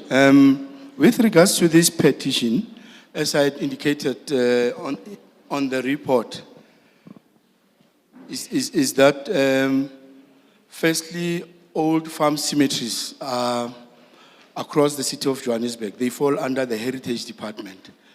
We did conduct a site inspection where we wanted to ascertain, as Johannesburg City Parks and Zoo, because we are custodian, we are responsible for active and passive cemeteries. And we found out that the cemeteries that are around the area in question are old farm cemeteries, which are in essence, they're above 100-year period. And then we are going to, we recommended that the query or the petition be closed on our site and be rerouted to Heritage Department, but also for housing and development planning to submit their reports in terms of having allowed development to have been undertaken on a cemetery, old farm cemetery space. Because what the complainants have found out, or the petitioners, is that development has been undertaken on their family cemetery around that area, which is unsprayed. So our recommendation is for it to be rerouted to Heritage Department that will conduct a thorough research in this regard. Thanks, Chair. Thank you so much. Maybe if you can sit on that chair, can we get a sense from Uma Silo on the petition itself, and what is it that they require, and a comment maybe on the report now that they are indicating Wuti Aksum Shaba of the city, but also because there are heritage elements into it. I'm not sure if Zintle will be able to then speak to the development now, maybe before. I'm not sure who was leading the delegation, the development that is happening in the area. Just briefly. It's a different, maybe you can just have a discussion amongst yourselves as we allow Marcelo. Marcelo, let's allow you. Dumelang, Kofela. Good day, yes. I'm Marcelo Semela from Zandspruit. I'm representing my families who were dispossessed land during apartheid in 1960 from Zandspruit. The apartheid government evicted our families and relocated them to Maboloka. But during the eviction, there was a time when our families used to own that land. They used to own that land, and then apartheid government took over the land. Then along the way, when we were doing historical research, background on our families, we discovered that there are graves that belong to our great-grandparents, which are still existing here on the land which was dispossessed by the apartheid government. So we discovered that this is our history. We need to protect our history by all costs. Now the developers, what they're doing now, when they get to when they buy a land that now belongs to the present landowners, which are the apartheid people, they just come and develop and level up their land without doing heritage assessment checks. We went to a couple of places where we discovered that there is no heritage assessment reports which they can produce that they've checked their land for any historical structures or graves. Now our families we went through a couple of places, including the one in Zandspruit, where we picked up that no, this development now that is starting now, there is a gravesite where now partial part of the gravesite is being demolished. So now it means now our history is getting now taken away. So far, since 2024, we haven't received any response from the municipality or the development planning or the developers. And it's still a concern to us because now the development is still carrying on, like nothing is happening. So, thank you. Can I just check, because I want to get a sense from you. You are saying the land would have been taken from your family? Yes. Yes, around 1916. Yes. And when it was taken, there wasn't any development that is happening here, and the grave sites that are in the area as well would have not been there because it would have been the land of your forefathers. Yes. Okay. So I just want to check, because now we are presented with a new dynamic. Can I check what do you seek to achieve?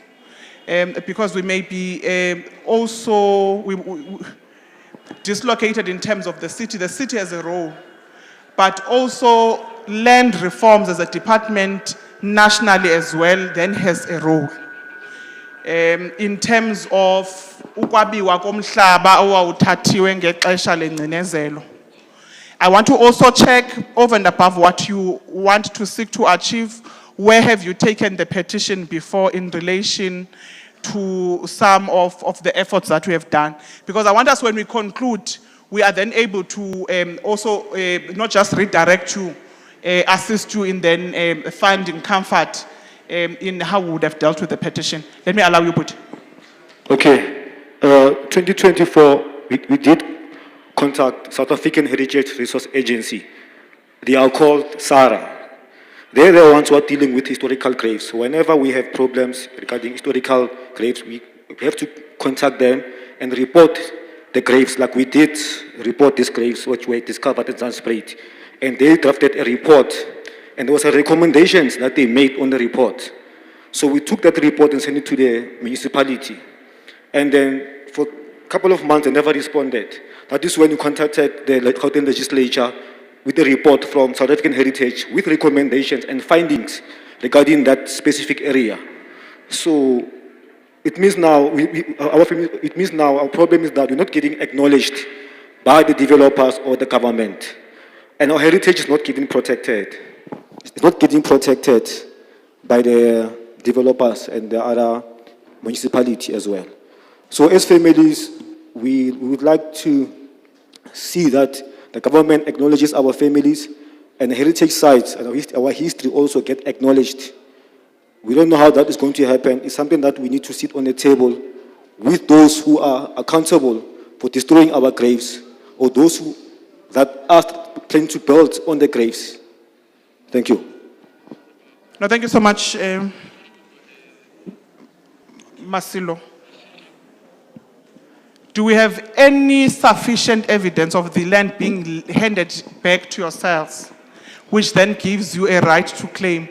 Because the assumption is that maybe the developer is, as we welcome the MEC, the development is happening on the basis that it's now privately owned. Do you have any document that would have been given by the land reforms department that then speaks to the land being yours? Yes, I have all the records. Okay, have you submitted those records with us? I've submitted to Soweto. Okay. Yes. All right. I want us, honorable members, to engage this petition. Then we give a way forward, because I think that the city has got a limited role. The province as well may have a limited role in terms of the development, because the development is by a private person, am I correct? And you do have sufficient evidence that speaks to the land being the land of your forefathers, and it would have been then given back to yourselves. Honorable members, let me then allow you maybe to, if you want to ask any clarity-seeking questions, and then we can make a ruling on this matter.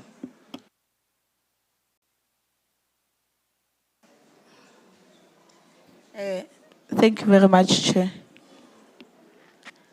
The only thing that I wanted to get clarity from, since, well, the report comes and say it's a heritage site and you must follow heritage, have you ever gotten that report previously, before today?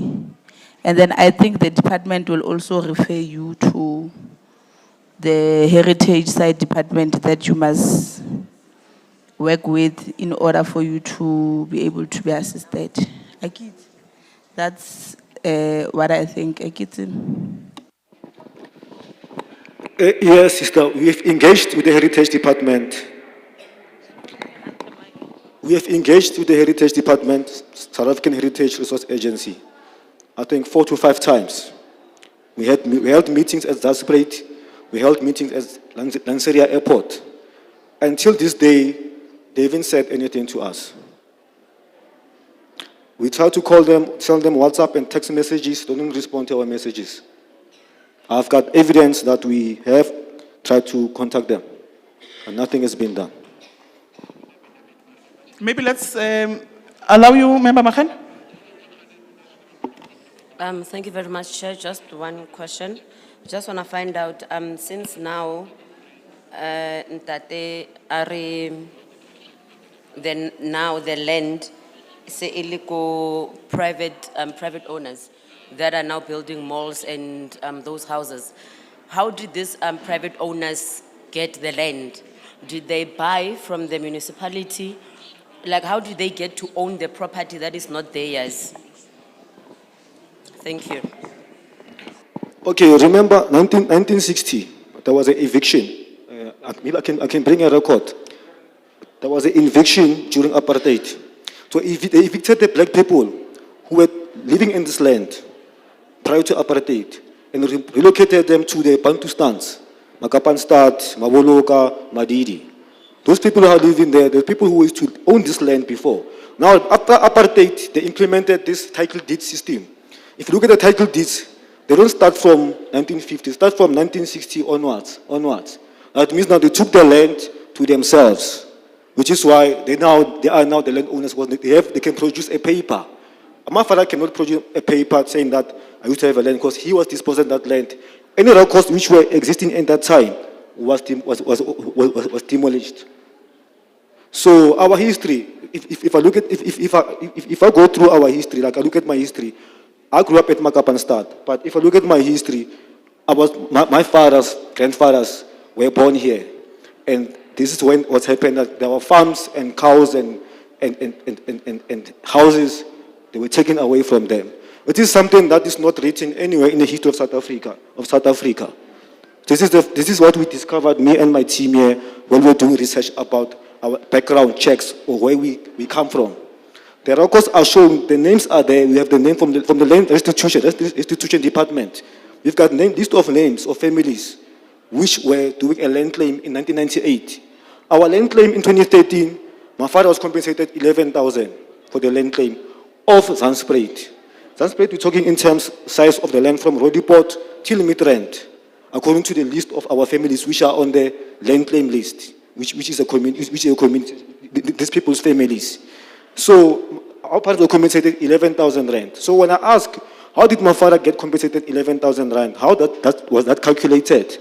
What was the size of the land which our families were calculated? So now we discovered that our historical graves, they are everywhere. We went to all the places where we know that the historical graves where our families used to reside. It's not only that land that they say it's our land. Also in Midrand, also in Diepsloot, also in Roodepoort, also in Brandfontein. The families on the list that we have, they've specified those graves. So this thing started in 2023. After my father has passed on, I started having these problems when I was sleeping at night. I didn't understand what was happening with my life. My life just turned up and down. I had to resign from work and find out what is happening. Only to discover that my name is Mashilo. Mashilo is my great-grandfather. I was named after him. He was buried in Zandspruit. So it happens that during the developments, maybe when they were developing, they dig up some of the remains of Mashilo. Maybe that thing affected me. Whereby now, I'm now doing a follow-up on that history. And again, we're busy with land restitution regarding our land claim. What is happening with our land claim? Because it's partially being attended to. It's not even yet closed, but we are seeing that there's developments happening. The City of Johannesburg, we engaged with them, we engaged with Gauteng Department of Housing as well. We went to them and speak to them about this thing. They said to us, no, we'll get back to you. Till this day, they haven't gotten back to us. Even at Diepsloot, there's a development at Diepsloot. There's also historical graves which are there, which they are also getting demolished. But then we are stuck now because the South African Heritage Resource Agency, who are supposed to act on our behalf, they're not responding to us. Thank you. Maybe we must admit that as a committee, some of the information that we are provided with is new, especially because there would have been compensation issues that would have been agreed on. Can I request that as a committee we do justice, that we reconvene particularly for this petition with the city, but importantly, that we redirect this petition, Ngwane, to the land reforms through the NCOP and the National Parliament, because it's then outside the purview of provincial government, in as much as the city may need to provide us a detailed report of who is, of course in your oversight work that you would have done, you would know who is around the area, who is developing, such that we then get a sense in terms of how we deal with this petition. I know there is a report here who would have seen you, Mamu More. I'm going to join Mamu More on this petition such that we then do justice. But in terms of our Petitions Act, it is then outside of the purview of this committee in terms of the of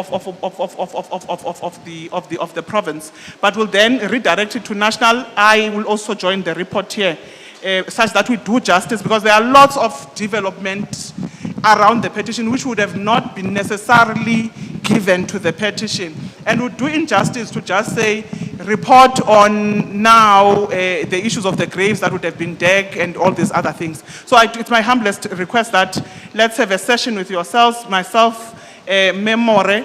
You will take my contacts as we leave the session, such that we start having an engagement around how do we then help you, because this is a national parliament's issue, because the Department of Land Reforms is in parliament, particularly in terms of the oversight work, particularly if you do have documents that then prove that this is your land and that it would have then been given back to yourselves. But there are discrepancies in terms of the information, particularly where parents would have taken 11,000. Remember, those compensations would have been agreed on. But let's see how far we can take it.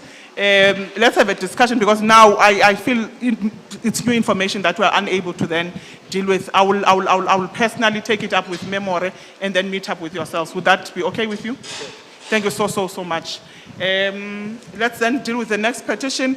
Perhaps because the MEC, let's welcome the MEC. If the MEC can introduce MEC yourself. We have not allowed the department to introduce because you are not here. If we can deal with the petitions of the human settlements, because the MEC now is here. But let's allow MEC to introduce herself and her team. Thank you, Chair, and good afternoon to you, and good afternoon to members of the committee, also members of the guests who are here. Chair, I can't see where all of them are. Okay. I don't know who. Is it just you? Okay. Zinhle is here from the department, who will assist with the responses or follow-ups if there are any. We have submitted the written response to the committee. Thanks, Chair. Thank you so much, MEC. Let's then take all the. Must we switch it off? Is it making noise for you? Can you hear us? You can't hear us.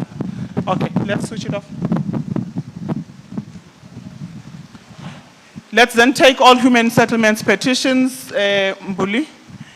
I know that the city as well must be ready, because some of these.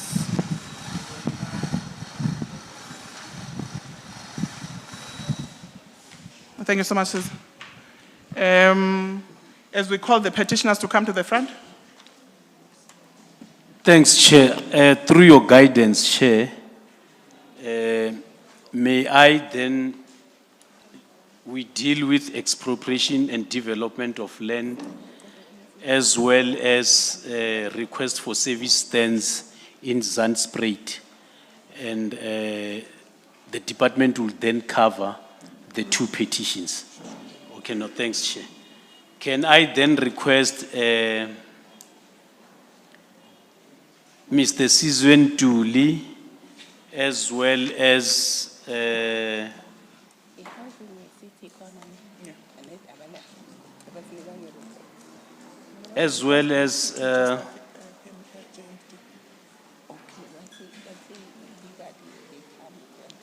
Mr. Stephen Matsie.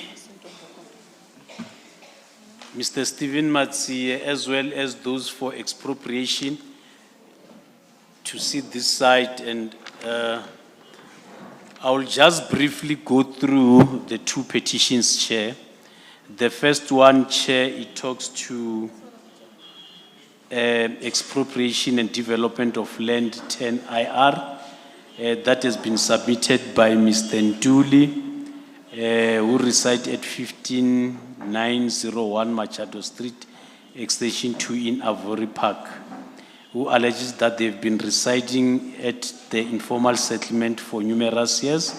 However, the Department of Human Settlement and City have not honored their commitment to relocate them to ERFs 1072 and 1345 He further alleges that 10IR was expropriated and the former mayor, Mr. Herman Mashaba, reversed the land back to private use even though a budget was allocated for the development of the land. He also alleges that residents of Ekutuleni section still do not have title deeds after 17 years of residing in the area, and further alleges that the committee had agreed and beseeched the municipality and the department to consider using the open space in PTN Alandil and the Ivory Park Primary School for the housing development project in lieu of the expropriation of land of 10IR. On the 19th of February 2018, they handed a memorandum to the municipality. Chair, the second one would be a request for service stand in Zandspruit that has been submitted by Mr. Matsio on behalf of the community of Zandspruit Daniju. They allege that they've been staying in Zandspruit for more than 23 years and they have not been allocated or received houses, even though they have C forms. Request that, given the current housing backlog, they be provided with service stands whilst they wait for proper housing. And further request that the service stand should have water and sanitation, electricity and proper roads and public open space for future clinics. Chair, both petitions were served before the committee, underwent our due processes, adopted and referred to responding authority. I thank you, Chair. The other one is 2022. Thank you so much. Mbuli, maybe let's start with Babu Stephen. This is a petition from 2019 MEC and the city. So you can imagine the frustration of only being attended for a petition that would have easily been communicated in time. It's almost 6 years now when you would have just honestly spoken on the ability and the non-ability. Maybe let's confirm with Ubaba, Stephen, if indeed the i-capture petition njengoba ibhalwe apha, and if unayo enye into ofuna ukuyi-add mhlambi sikunike 2 minutes usixelele uba kakuhle kakuhle yintoni lena iyicelayo kurhulumente. No, yes, Sanbonani. Sanbonani. My name is Stephen from Zandspruit. I will introduce myself. And the team, Mr. Snoto, and the team from legislature for taking your time on pushing my petition because it's been long and I've been knocking on your doors. And thanks for that, because if I fail la matomo, I fail levels 2, and then levels 3 ya konokena. Thank you for that, for the team. Thank you for Lulu Nabato from the city, from the women's settlement for Nagoyaluna. And then Mr. I don't know, Mr. Lucade. Nakopo change, I felt it's not 23 years. It's 28. It was 28 years by the time. Now it's more than that. Okay. Yeah, in 2019 it was 28 years. And even by now the project is still there. I've seen some construction site, they are still working there. Okay. Ndicela ubuza tata nicela ntoni kurhulumente? Nelikupa government iliyetsetse ing ha nongola petition ena? Nelikupa ing? No, since real overcrowded because I'm spread. There's no privacy, sports ground, we don't have anything, we are far from development. That's why we did this petition. So we are looking to the city or the women's settlement itself. They must provide seats to the B form or the C form. They must come and clean their reception. There's tracing camp there.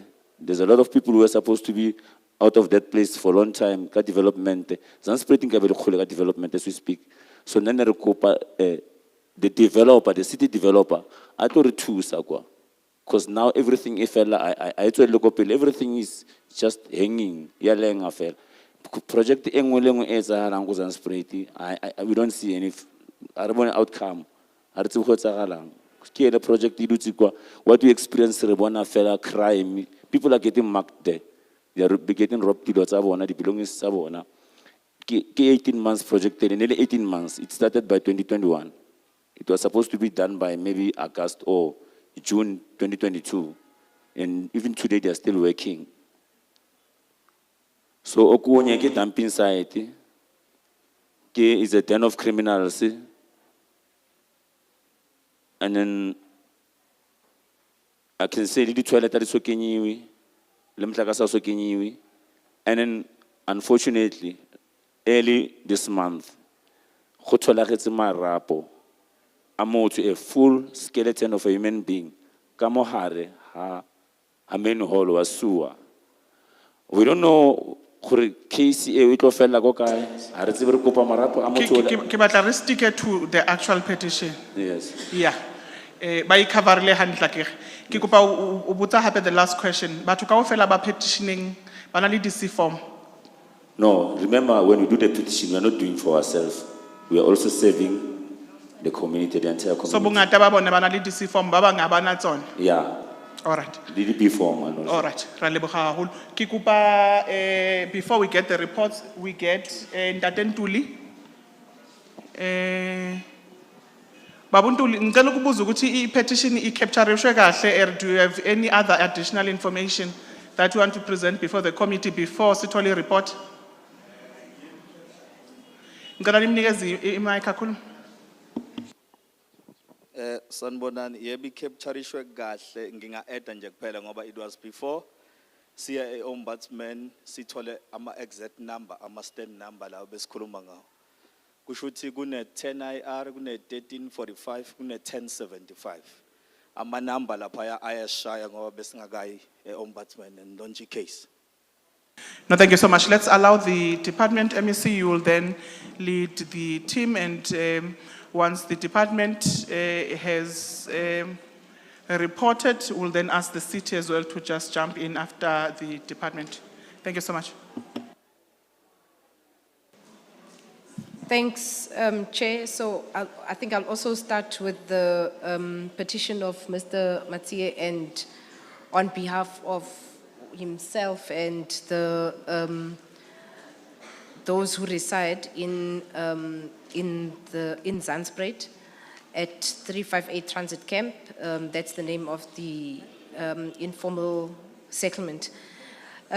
Chair, I think I just want to explain that the Zandspruit is in a metro municipality, and as such, all the matters related to providing services like electricity, water, sanitation, even in the informal settlement in a metro municipality, is the responsibility of the city. So the city would have to respond for the provision of the services, because he mentioned a few of there's no space, there's no development, community development, either halls, etc., in the informal settlement. So the city will have to provide for the services, in this water, electricity, the sewer, etc. And then also the matter of the C forms. So as a department, we are prioritizing those who have got C forms, but only insofar as we have stock available. And it's true that currently there's no development that is linked to Zandspruit currently. And then his request was that we provide them with service stands while they wait for houses, or while they wait for proper housing, let's give them service stands. So our response is that for service stands, the category for service stands is different to that of houses. So if you qualify for a house, it's because you earn below 3,500. But if you earn above 3,500, up to 22,000, you can qualify for a service stand. But what we are currently, the department is re-looking at the program on the service stands, because we've issued close to 10,000 service stands, but only 45 people have been able to build. So we're looking at what are the possible, what are the gaps in the program, and reviewing the program. But what we do want to say is that we have we are working with the city on the planning for development for Zanspruit. So we are assisting the city that will see part of the, we're working with the city to do preparatory work so that the city can do bulk infrastructure and we can do top structures for those communities linked to or in the surrounding, but also in Zanspruit. It's work in progress, but as I said, the municipality will also have to respond as to when they will provide that bulk and the interim service support for the informal settlement. Thanks.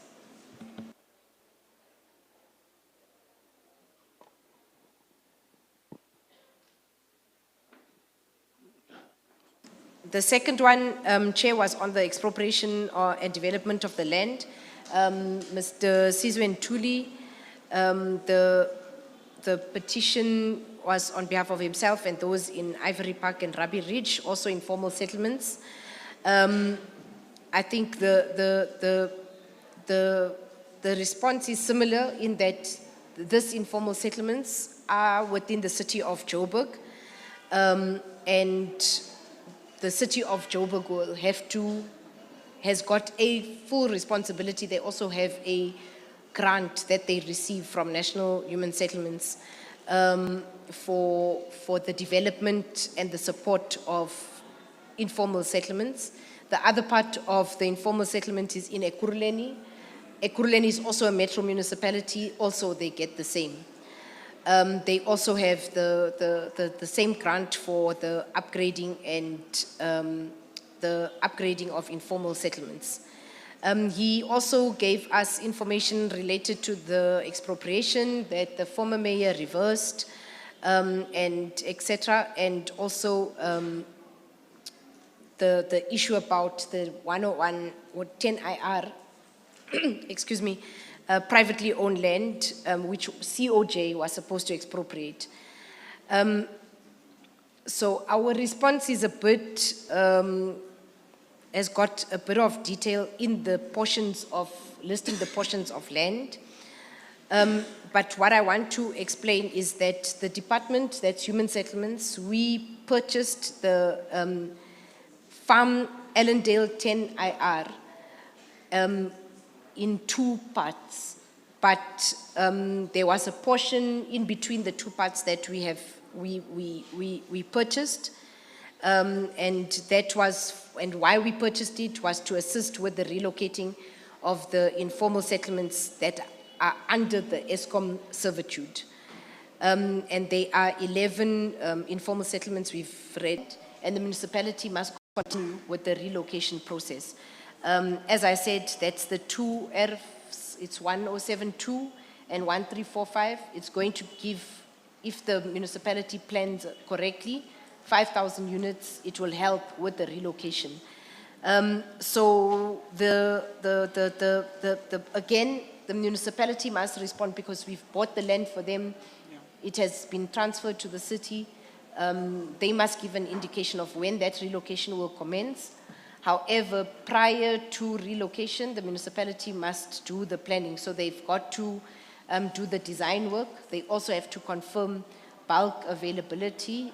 That's if, whether there is water available, is there sewer available, is there electricity available. If there isn't those available, the municipality must budget to build and install bulk water, bulk sewer, bulk electricity, so that even when they relocate, they will have connectivity to services. They will not be able just to relocate without. But the province would have assisted with the purchasing of the land. The next step is for the municipality to take over. Thanks, Chair. Thank you so much, MEC. I don't want to be confusion, for us to have confusion. So these are two petitions and they are responding differently. A possibility of the relocation, of course,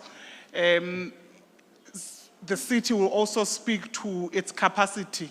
And this is Eyako Babuntu Lanit, and there would have been a different response for the first one. If you noticing has confused, abanye bathi bekuthiwe sizorelocate song and get its two petitions. So let me allow the city as well. You then indicate which petition you are then reporting on, and on record, if you can then give us your names as well. Let's allow the city, and then we'll then take questions. Mase siyihlanganisile zonke.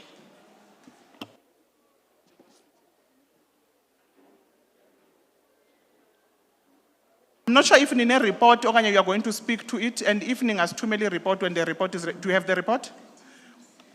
Thank you, Chair, for giving us this opportunity. And I just want to say I have a report, but before I say that, I'd just like to greet the Honourable MEC, as well as the chairperson of the committee and those attending. Thank you very much for this opportunity. I'd like to say that my name is Karen Hartigan. I'm from the Department of Human Settlements as the Petitions Liaison Officer. The official that is responsible for the said petition is unfortunately unable to be with us today. I do have a report, so I cannot respond to any questions that emanate from the discussions hereafter. However, I can give you the recommendation that has been placed in the report. I do want to also say up front that I'm very sorry that the report has not been submitted to yourselves for your own scrutiny. But as I say, I can give you the recommendations that are contained within the report. I thank you. Yeah, we'll take the recommendations, but I think we must indicate that as a committee, some of this, and this goes to the entire team in the COJ, some of these petitions would have been submitted to you over 3 years ago, some of them over 5 years, and that is why we are now sitting here. It's your inability to respond to petitions that are raised in time. So the issues of signatures, for me, are a bit neither here, neither there kind of an issue, in as much as we would want to welcome the recommendations and the interventions that you would then present to us. It's quite unfortunate that as well, in as much as you give the recommendations, if the petitioners would want to ask questions, you are not in a position. And just to take precedence, the MEC is very busy, but the MEC is here. The MEC has other competing activities. And this must be a culture that must also be adopted at the level of the city, where the city manager is here and all MMCs are here to respond, and including the HODs and directors thereof. What is the use of us as a committee to convene if petitioners will not get clarity on some of these submissions? It's a waste of the time of the committee, and I must really indicate that we are not happy with the City of Johannesburg, and we have been raising this from the morning. So we need to improve. We need to do better in terms of how we respond. And I'm saying sometimes a petitioner may have an expectation, and the reality is different from an expectation. Let's communicate it. Why must we keep a petitioner in suspicion for 6 years when they would have explored other different avenues in terms of what they are raising? So we need to do better in terms of how we coordinate and how we then speak to responses to our petitioners. Maybe let's allow you to then give us the recommendations, and then you'll then take it's 2 petitions. Yeah, you'll then take the next petition in terms of the recommendations as well. Thank you, Chair, and once again, my apologies. It's no mean to disrespect the petitioners nor the committee sitting here. I want to go through the petition. It talks to the service sites and the actual services that have been provided. In terms of the report that we've received, it says that in terms of the infrastructure services that have been provided, it is at a state of completion of 99% of the completion. And as the petitioner was noting, would like to also have the timelines. The expected time of completion. Maybe on record, which petition is that? On the first one, it's on the expropriation. Zanzispruit. Zanzispruit, I beg your pardon. So the completion date, as per the request of the petitioner, there's been estimated as December next month, 2025. It is, I won't speak to the township establishment, but there have been certain interventions and development that has been taking place in that regard. I just want to now lastly go to the recommendations of the report, and then any responses that emanate thereof or therefrom, I will take it back to the official in charge, and then we'll be able to respond accordingly. I will read it to you. So you can see, it says, in light of the above progress report, the city has clear plans to complete the installation of electrical services to the entire township.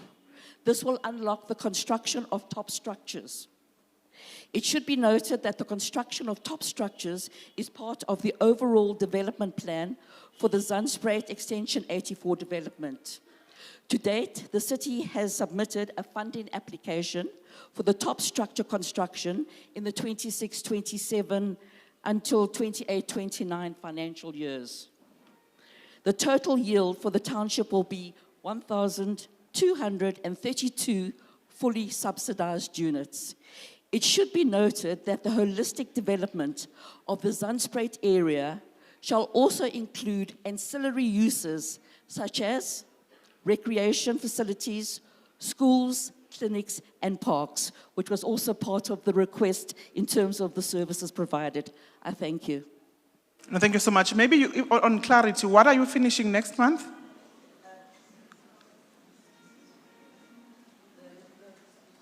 The services. It's the services. It says, I also wanted to, let me just go back to that one. Is this the services in terms of the interim infrastructure?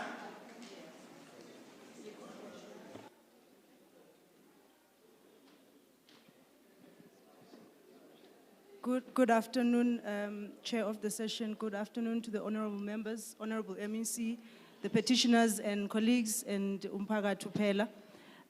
My name is Temagazi Kwakubana. I'm with the Human Settlements as an assistant director for projects. If I can just assist exactly to the question that's being asked, what will be completed is the civil infrastructure that the MEC spoke of. So the bulk in the service stands, the 701 service stands that we are busy with, thereafter follows the electrification in the next year.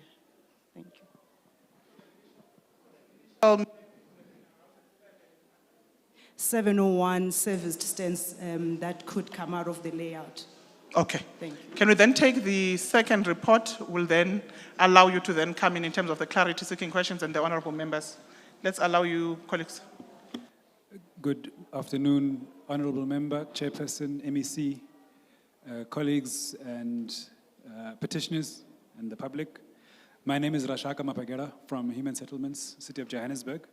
I'll be attending to the expropriation of land for 10IR. As the MEC alluded earlier, the property was brought by province for the purposes of development. That property has now been devolved to the city. So the petitioner mentions three properties, F1072, which is 1075, F1345, and Allendale 10IR. So all three of those properties have been, are now in the ownership of the city.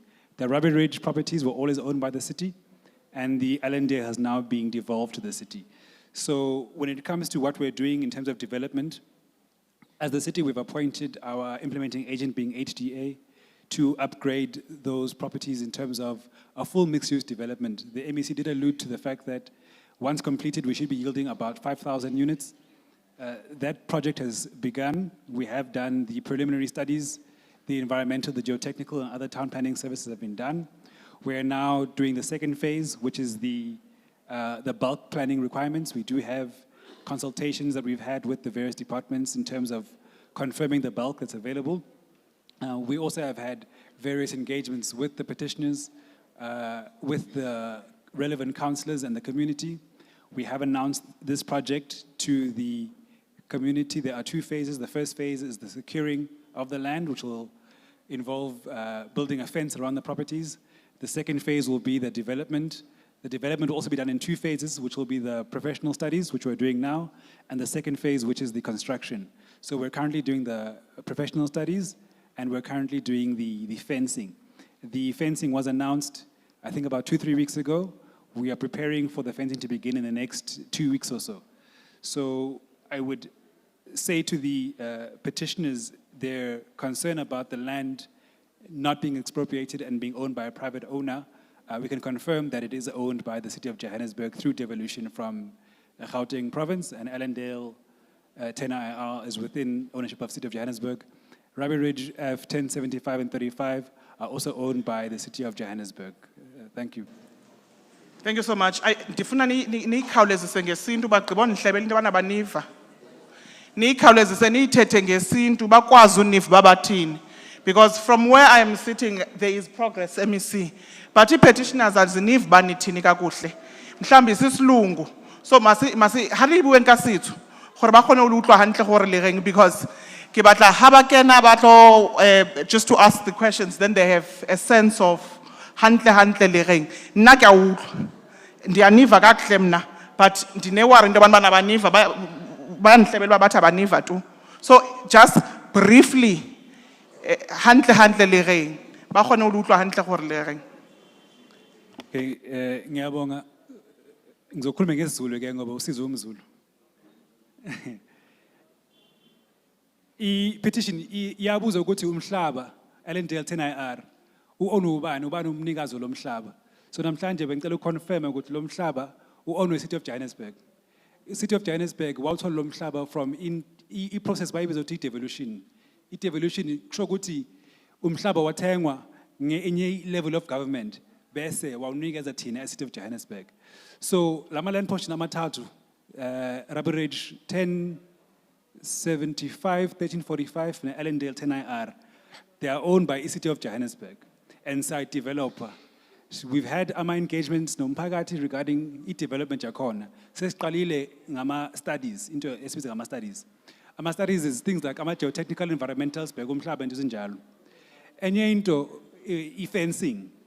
We had a public meeting maybe 1 month back. She announced the project fencing award 80.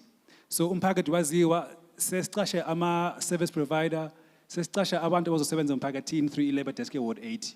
So kukhona i-progress lapho kwindaba ye-fencing. Next year, so when they want to township approval ezosiza ukuthi we can move from e-planning to e-development. That's the progress esinayo khona manje ngiyabonga. Chairperson. I can tell you now they are nodding their heads.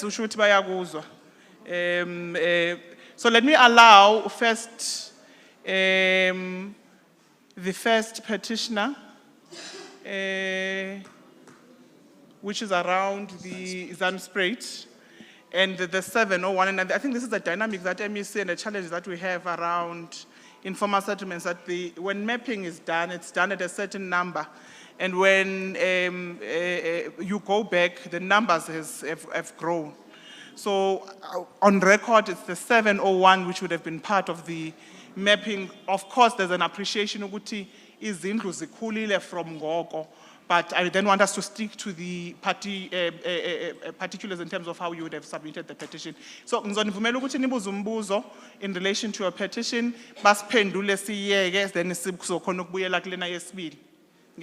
But for me, it seems there is progress. Maybe it was also to confirm ukuthi lokho bakushoyo is indeed the truth. Ngiyanibingelela nonke. My name is Kamkhelo. Ngihlala eZandspruit, Ward 114. I'm a bit disappointed, honestly, by response ka Mama. I didn't capture her name, sorry. Because according to what Ubaba Mabuza said on television was that the service stands were supposed to have been completed in June. And then after he said that, he then disappeared, no response, July, August, and then September we had a community meeting, Sibizwe Ubaba Mangena, our ward councillor, letting us know that they apologize for the delay, but then they just need 2 more months, they are almost done, and then allocation will be taking place. So if they're saying they are then going to only complete the progress of the infrastructure, go December, allocation yenzeka nini? Do you understand? That is my concern. If they said 2 months, go September, October, November, the completion is supposed to be now. And December, prepare a list year allocation for those 701 people. So it's a drag. It's honestly a drag. And I don't know, if they're saying they're completing the infrastructure with December, who's lying to us between our ward councillor and the communication between you guys? Who's being dishonest? Because can we just get one answer that's going to allow us to then soothe our minds? If we know that it's something next year June, may it be that June that we are told good ibe. Because if they're completing it in December, then when is allocation going to happen? How is the allocation process going to happen if in transit camp alone we have more than 1,000 houses, but only 701 will be allocated. We don't know, are they gonna use the B forms, are they gonna use the C forms? If the people for the C forms that have passed away, who are they gonna benefit? The children, or if the people are no longer living there and they've sold those places, what's gonna happen? Those people, some of them don't live there anymore, so klalama foreigner. What's gonna happen? No communication of things like that are being made so that we can understand the perspective of the direction they're taking us in. So my concern is the slowness of the progress. You said you need 2 months, meaning you're supposed to be finishing now, go November, and preparing the allocation process. So if you're finishing in December, when is the allocation process going to start? And how is the allocation process going to take place? So that we can know who benefit, because we are fighting as community members. And so we don't know who's going to benefit, and it's a bit frustrating. Thank you. Can I also add? Okay, Mama, because they are saying they're going to finish on month end, this coming month and December.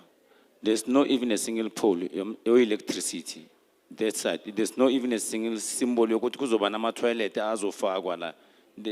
constructor is still now dealing with amanzi.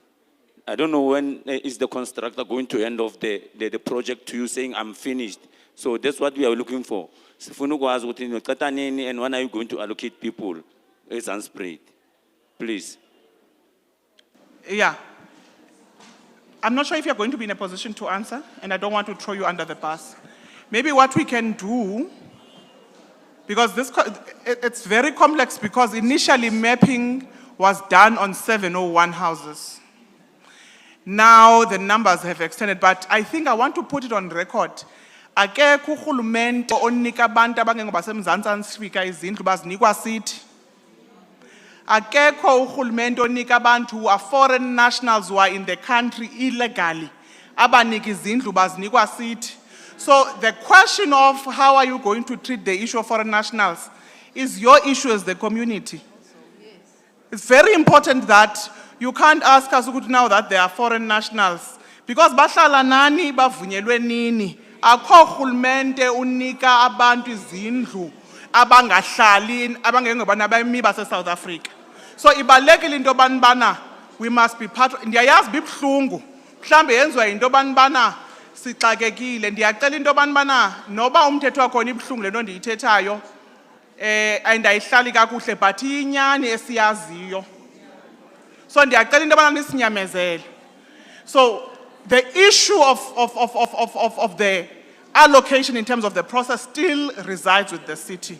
Can I then ask, as part of the report, because we don't have that report, that you give us timelines, because there is information here and gaps missing.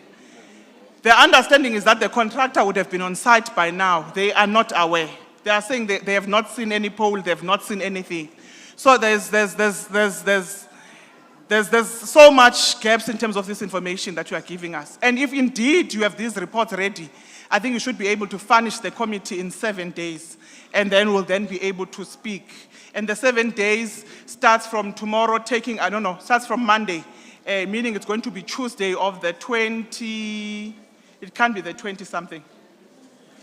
It's going to be the 25th. So the latest will be the not this Tuesday. It's going to be December. The 2nd of December. So let's get the report by the 2nd of December. That has timelines. And that also has your allocation strategy. Because the 701 people that would have initially been identified, some of them have passed on, some of them have relocated back to Eastern Cape and Limpopo, and a whole lot of issues. Some of them have even given their stands to foreign nationals, which is a different issue that they are raising it here in the meeting. And I want to put it on record. Department doesn't allocate, and the city doesn't allocate any service stands or houses to foreign nationals. So give us the strategy and the beneficiaries thereof in terms of your initial, such that you engage. But let me say there is a gap in terms of our petitioning process in the city. The councillors are not here. Councillors are telling petitioners information. You are telling a different information. And these are council resolutions, and there must be, for me, you can't speak two different languages. Otherwise, we're going to confuse our citizens. So can we get that report, and then we'll then make it available to petitioners? There is progress in my view, but if it's progress that we do not see, then it means that we must then go to oversight on the area. So that is how we're ruling on this particular petition. Can we then get a Ubabuntuli? Yes. Ubabuntuli on the second petition. Ndiyacela into yobana bana sibapha amanzi abantu ixesha noko lihambile. If kukho ifruit masibapheni bethunana kwenzela uba sikwazi ukugqiba.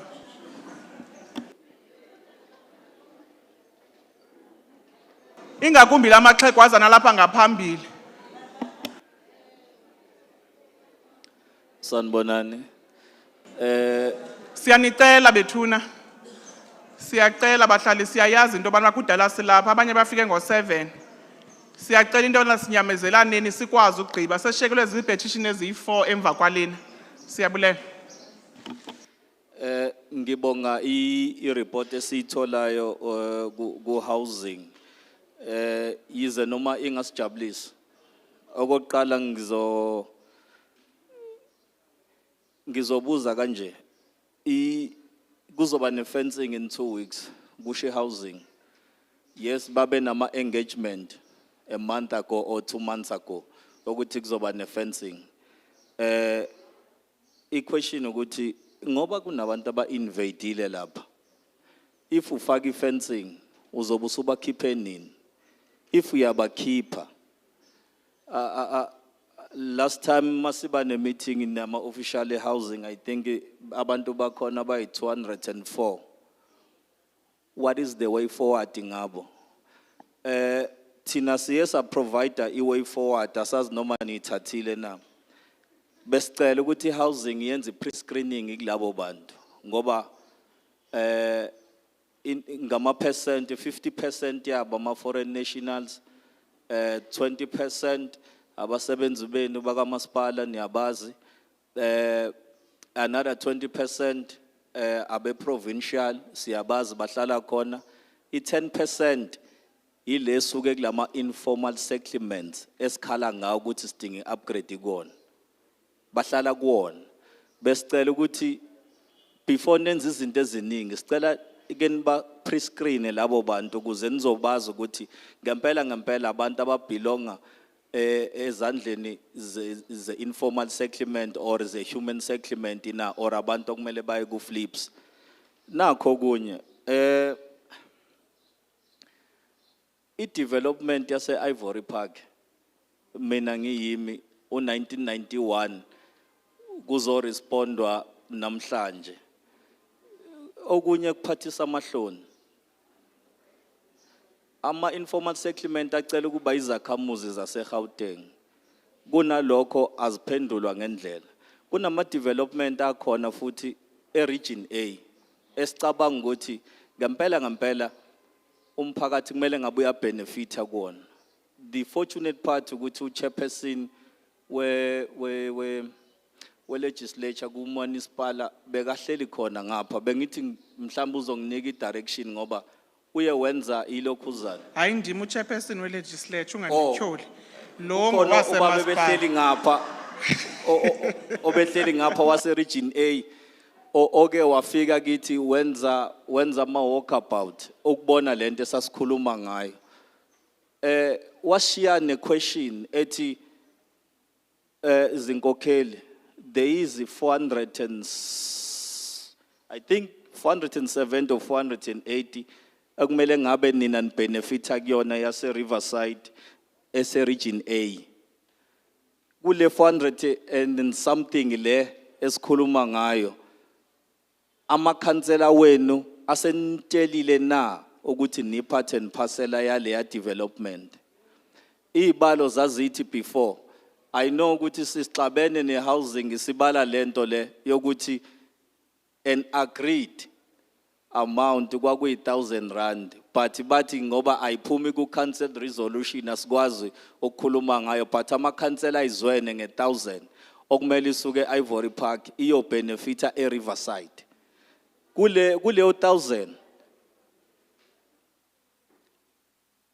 ngisafe ukukhuluma kule 1,000 470 ihambile but an agreed amount to 1,000. And I know for a fact ukuthi Riverside ngidlule khona eduze kwe Riverside Square kunokupende kufakwe iminyango. Sicela nathi kuba ipart yalabo bantu ababenefitayo lapho. But ngihlezi ngine issue ngale ndaba ye under power servitude. Yes, what You are abusing us. Oh, okay. Yeah, no. Ngiyabonga. You are abusing us as a committee.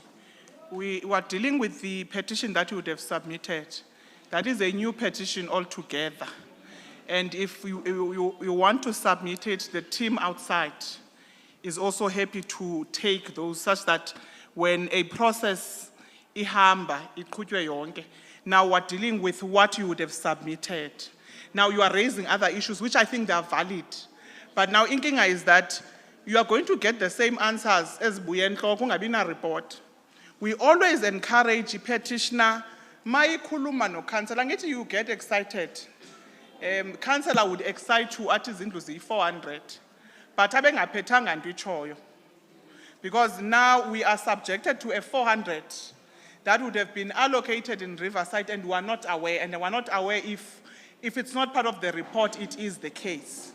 Now, and this is the gap that I think we really need to work on as a committee, as we continue to do these sessions, that we bring all councillors, Councillor Tebu, because as part of the public meetings that you hold, you speak about council resolutions with no documents, and then Ubaba is right to come and seek and say, but these are the houses that the councillor would have spoken to. And now we're left with a predicament of discussing something, Tina, that we do not have. And which the issues are very valid. I don't want you to think that they're not valid. But in like you are not presented with that information. And as a committee, we work on a submitted. That is why Esoyika Osnika la report, because I signed Wanga. Because we want a report that is signed tomorrow, we're then able to hold you accountable. That is the role of this committee and the legislature, to hold executive accountable. Now, xa ithethwa ngomlomo iba nzima. And part of you holding your councillors accountable, into abazithetha ezimeetingini, must be minutes zitsho zisignwe nguye ukansela ngomso, xa nizokhalaza nize nazo nithi ukansela nantsi wayeyithethile on record ngolu hlobo, because ngoku sizaba nengxaki into yobana sisombulule umcimbi wento esingekho sho ngayo, and here the colleagues, they are not presenting on it as well. Maybe it's a dynamic that you may have to raise or petition on it all together, but I know that percentages are say Riverside, they're almost at 90%, 95%. And I'm not sure how valid would have that been in terms of the council resolution. Ukansela xa eyithetha into at least ngomlomo, celani ba aze ne-council resolution esayiniweyo ethetha ngaloo nto leyo. Kwenzela uba ngomso ingabi kubana akasekho umember Gentile yayithethwe nguye, ngoku kukho umember Maken. But let me allow you colleagues to then respond to the issues that are relevant to what they are then speaking to. Particularly around the issue of the fencing. There is real progress, but abantu bakuthi, if you don't come, you don't breathe, and they know that you are here and this is what is happening, it becomes very difficult. And this is what I would have raised with you, Mam Kwakubane, last time. Into banbana, xa ningathethi nabantu of umsebenzi eniwenzayo wazwe nini ezi-ofisini, abantu bethu become very frustrated. Let me allow you, Putwam, and then we'll then get the team to respond. Sanibonani. Okay, nguluka nyogama. Angazi noma ngiyazwakala na. Ngokwamnyamana ngihlala eIvory Park wat 79. Mama usihlalo ngaphambili ngicela ukubuza man. Ngicela ukubuza pha kuwe.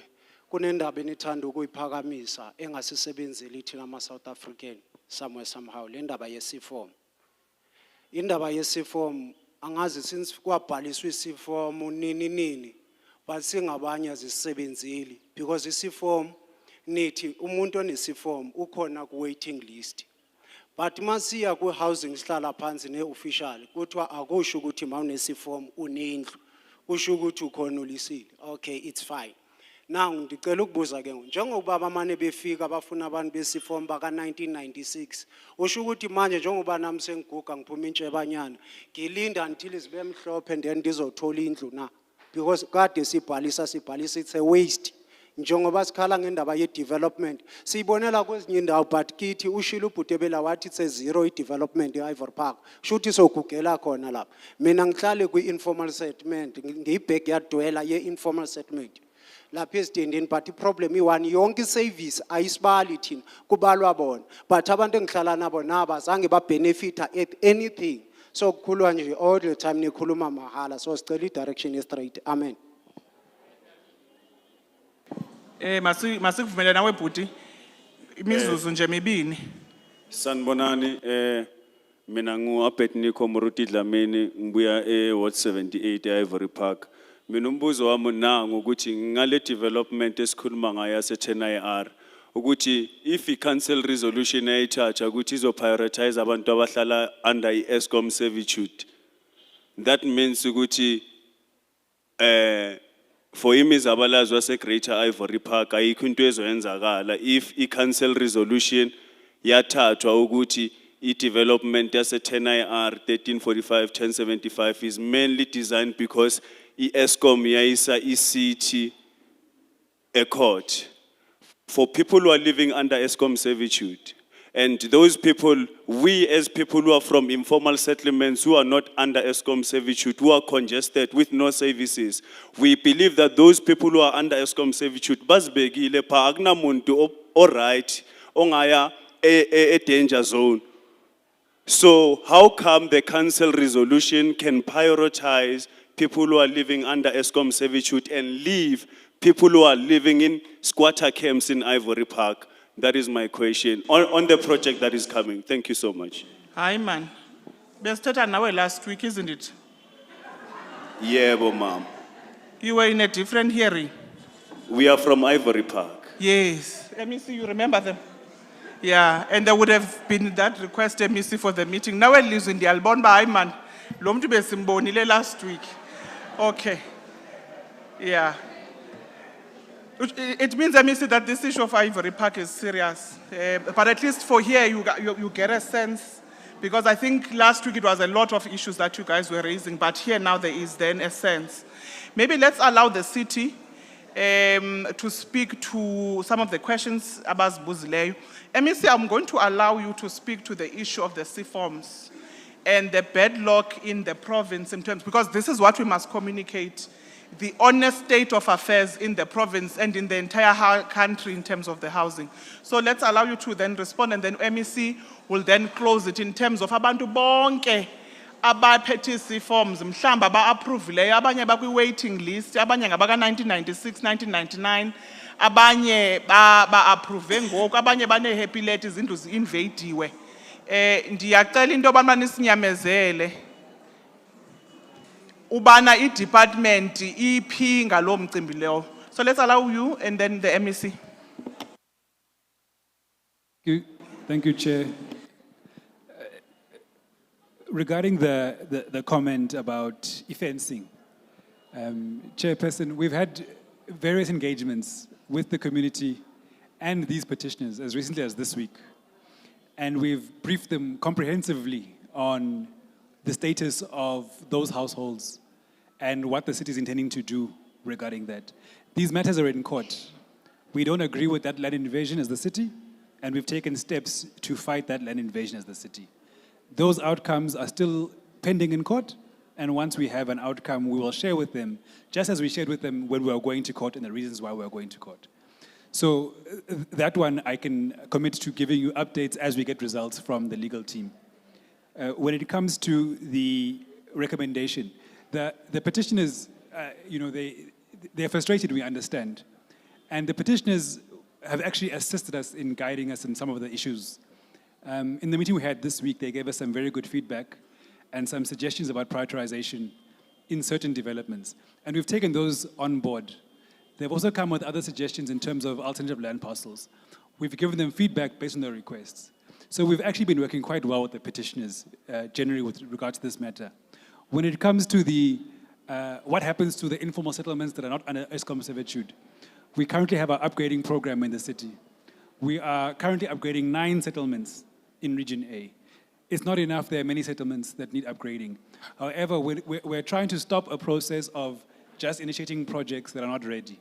So we are packaging the projects, and as they become ready, we will engage the community and initiate them, just as we did with these 9 that are ready currently. And where there is no way we can move forward, we'll communicate to them and say, because of density or this, we cannot move forward. Assist us community in de-densifying, because some of the density issues come from the tenancy that exists within these communities. So I can say that, Chairperson, the ESCOM servitude issue, I'm not sure I can speak on that. I was not in council when that was passed, but we are complying to the conditions of that report.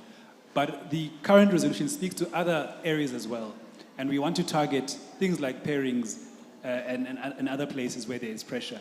The Riverside issue, the chairperson touched on the Riverside issue.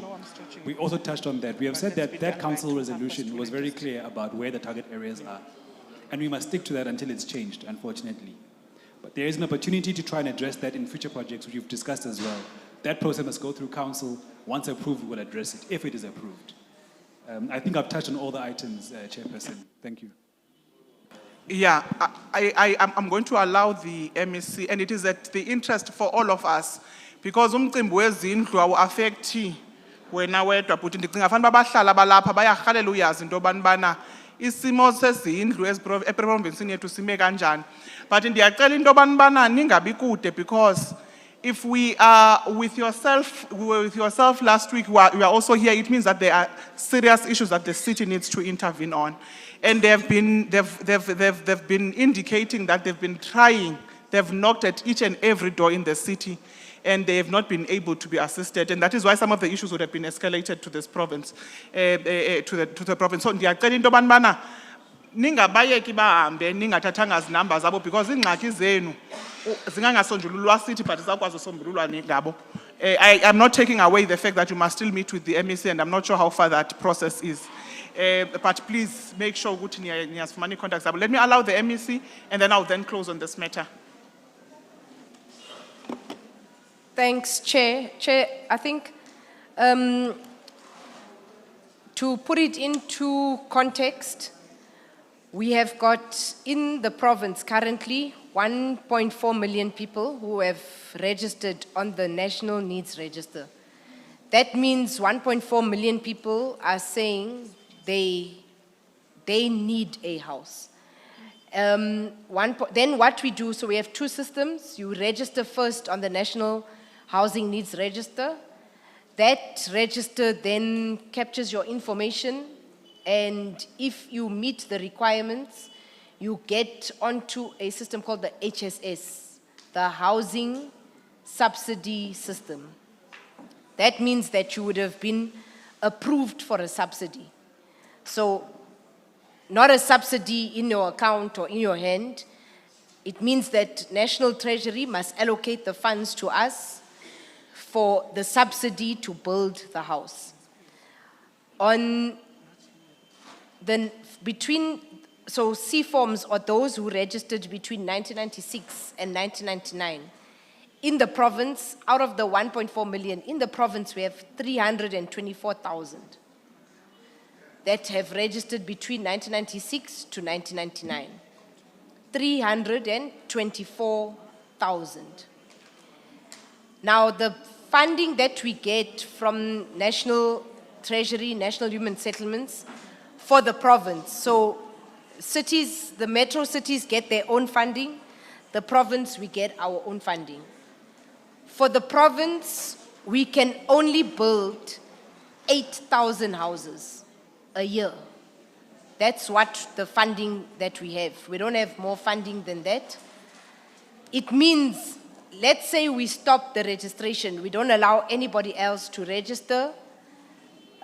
We don't deal with any approval, so we just stop the system, the list as it is. The 324,000, if we build 8,000 houses every year because of funding, it will take us 40 years to finish the 324,000. That's only 1996 to 1999. And it's those who have got C-forms. Because after 1999, didn't have a C form. So just to deal with the 324,000, and we don't take any new application, new registration, and we don't get more funding. 8,000 houses every year, we can only build, it will take us 40 years to finish the 324,000. So that's the reality of it, is because we're not getting more money. The money that we have, the money that we have can only build 8,000 houses. So I want to make it a practical example, Chair, which I always use. I want to buy I want to buy Nando's. And Nando's costs 120 rand. And I only have 40 rand. It means even no matter how much I want to buy Nando's, I can only buy chicken licken. So I want to build 1.4 million houses. I do want to build it. But the money that I have, I can only build 8,000 houses this year. And that's the whole province. It's not 8,000 in Joburg. It's 8,000, some in Western, some in Tshwane, some in Joburg, some in Sedibeng, some in Ekurhuleni. So I do want to build 1.4 million houses. I do. But the money that I have, it will only let me build 8,000 houses. That is the reality. More than that, we keep requesting money from our own treasury in the province. We keep requesting more money from national treasury. But we know the economy is not doing well. The economy, we only have so much. So all of us must share what we have. So I really want to buy Nando's, but the money that I have, I can only buy chicken licken. That is the reality of human settlements in Gauteng and even in South Africa, because all provinces have got the same challenge. However, Gauteng has got the bigger problem because we have got the biggest amount of those who have applied. Thank you, Chair. No, thank you so much, MEC. I felt that MEC must speak to this. Because it's important, into one ningalindi unaphakade. Mhlambe, a question in terms of a petition would be now, with all what the MEC is raising, and maybe the question would not be with the MEC, it must sit maybe with the National Department of the President in terms of the reality that we are sitting with. Ndifuna into abantwana singahlali siqhathane bahlali. Kuthiwe ngomso nizawunikwa izindlu. Emva koko ubuye uthi kwakuthiwe mina nizawunikwa indlu. So I felt the MEC must then speak to the reality. Yento esijongene nayo lo 8,000 ke akongowalapha eJoburg qha njengoba MEC seyitshilo ngoweprovince yonke. So you can imagine into abanibana u8,000 xa unomdivider ka5 depending on the needs of each and every region. Into abanibana iproject zima ngoluphi na uhlobo. So iyoyikeka ngoba mna andizalelwanga eRhawutini nawe uyazaza uzalelwanga eRhawutini but ndawuba seRhawutini ndiza nodadewethu nabanakwethu nomalume sonke sitsho siyiaplayele indlu yona injalo and ke ngoku iphinde ibe nobunzima and asisoli mntu ngalonto because amathuba aseRhawutini. So as we close on this issue, I think there is progress, but I think there is a real need for you to meet and discuss intensively because it seems abakho clear, particularly on the issues of the fencing and how you are going to then move with the project. So I think there is progress that has been made. The team for MEC is outside if you have further questions in relation to the housing issue, including those that want to check their status thereof. So masivaleni ngolo hlobo lo mcimbi we nantsika itim ka MEC iphandle izakwazi uninceda isetafuleni phaphandle siyabulela kakhulu. I want to quickly move and before maybe we release you MEC, let's take this opportunity to thank you because the MEC has requested that she must then be released. Maybe before that, I say there's a hand, yes. Sorry, Chair. We do have another petition that is human settlements related, and we have done a report on it at your number 11 on the installation of water, toilets and electricity in Princess Ward 71 and 85. I don't know if you want to petitioner here? address that one as well. Is the petitioner here? Maybe let's quickly take that petition now. The petitioner is... Oh, the petitioner is not here, so the petitioner is not here, that's why, so you can then share the report with the team, we'll then give it to the petitioner directly. But let me take this opportunity, MEC, to thank you for availing yourself and availing the services of the department, and thank you, the team from the City of Johannesburg, Human Settlements. Ningabaleki nina bayanifuna abantu, MEC siyamreleasa, nani siyanreleasa from Luthuli. Enkosi kakhulu. Isithi mayingahambi yona, sikhululwe MEC. Thank you so much, MEC. Can we then? Angimazi uJinette, ngiyambona ke manje. Yeah? Which one? Which one was take now? Let's quickly take the petition on the Alexandra. Your wall. Yeah. Encroachment. Encroachment. Thanks, Chair. Can I have your attention, please? Kikupa Mabel. Mama, uting. Encroachment ya Alexander. From the city side, who is going to... Housing, City of Joburg. Yes. Kibali batsa. So housing, City of Joburg, housing. The Alexander encroachment. Is it the one with the legal opinion? Yeah. What is the issue here?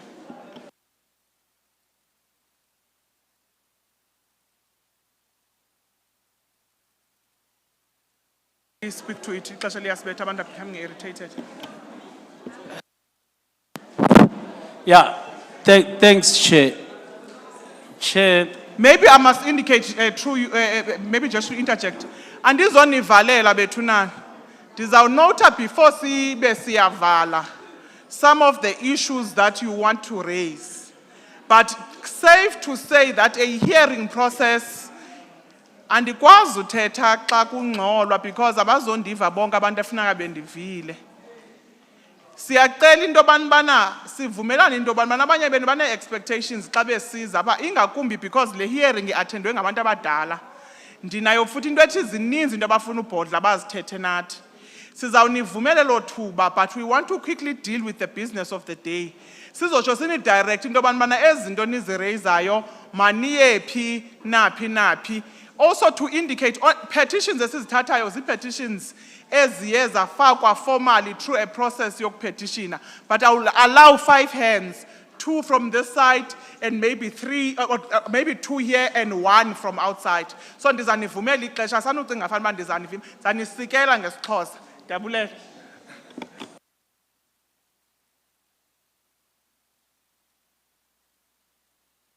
No, thanks, Chair. The following petition, Chair, is Encroachment Alexander. The petitioner is Mabel. Chair, I must indicate that this is a long-standing matter. It has been before the committee. There were a number of engagement with the city. There is a report that the city would have previously submitted before the committee. At some stage, there were officials that appeared before the committee wherein certain commitments were made with regard to the issue that Mabel is experiencing. And then the reason for us to actually place this petition before the committee is to get some finality, noting the fact that Mabel, she's a senior citizen. She traveled from Limpopo just to come and attend to this petition, Chair.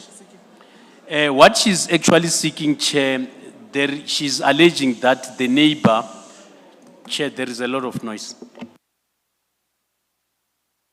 Siyanicela bantu bakuthi. Ngomso zabe inguwe ohlele kula ndawo kaMama Mabel ofuna simncede. Ndiyanicela into bana nisinyamezele abantu abadala. Uba ku possible Ndiyacela into yobana sibe ne-working lunch from the team and we start serving. But singangxoli umuntu xa efumene loo nto ayifumanayo afumane abe eqhuba ngoba abantu badala abaneswekile. So if we can just, maybe from the team, maybe the presidium, thina sizawutya emva kwa wonke umuntu etyile, masizame userve abantu abahleliyo siqale ngaba balapha ngaphakathi as we continue because kudala silapha with the petition. So ndiyanicela into yobana sihloniphe umama nale committee singathi ngxoli kakhulu. Ndiyabulela. Thank you, Chair. Chair, the issue at hand is that Mabel stays in Alexander, where she indicates that they occupy their stand. However, the stands are not divided. However, each occupant understands in terms of the demarcations within their boundaries. However, the challenge that she's having is that her neighbor has encroached on her property. And this petition was before the committee, it was referred. Hence, I would have previously indicated that there were engagement with the city. At some stage, the city even committed to say that they will go to Alexander. We went there for an oversight. They will go to Alexander. They will demolish the wall and whatsoever. But today, Chair, we have been engaging with the petitioner who indicated that to date, nothing has actually happened. The reason for us to place this before the committee is for us now to get some finality, noting the fact that she's a senior citizen and currently she went home, she's in Limpopo. She had to travel back just to come so that we can maybe get some clarity with regard to this matter. Thank you, Chairperson. Give me Mabel. Me Mabel. Liga ime wak. Kiteng. Hulukile mmehle tshwarelo. Me ne ke kopa re mo fe mic.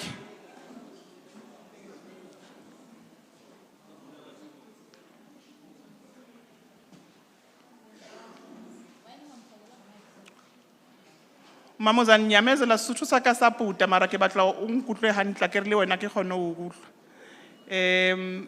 Mama ne re kopa o re hlalosetse hantle hore what happened.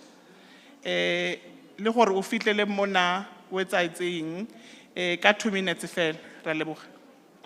Ke a le dumedisa kaofela. Ke nna Mabel Butane ke tswa Limpopo mara ke ne ke dula Alexander. Ke bonna le bothata moaisane wa ile garage mo pele ha al festere yak.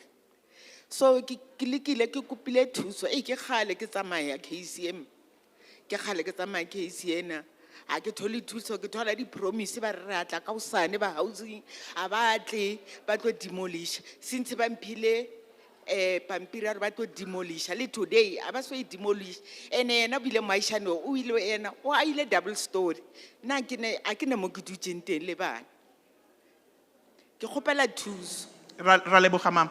The city, is there anyone who has a report in relation to this, especially because there would have been a resolution? Anyone from town planning in the city who knows this petition? Mama has traveled all the way from Limpopo. Today ke tswa le ke le ko Limpopo.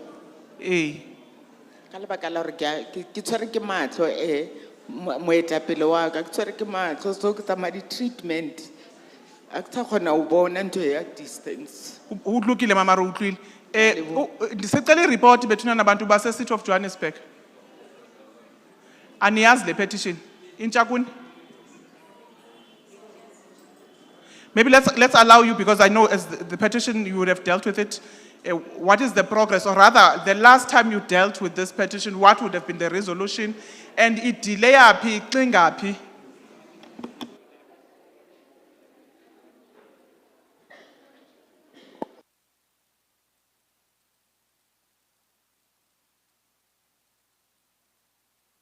Thank you, Chair. My name is Jeanette Kubisa from the Petition Unit. The matter was actually forwarded to us as the unit, and a roundtable was actually conducted by the then Chairperson Walters. Further on, in terms of walkabouts, which was oversight visits, were actually conducted on this matter. Currently, we are sitting with a report from planning that as the committee, it was heard and the matter was referred to housing. So the report that I have forwarded to Sizagele is the one that is from planning, with the minutes from planning department to say that the matter now, it's sitting with housing. Thank you, Chair.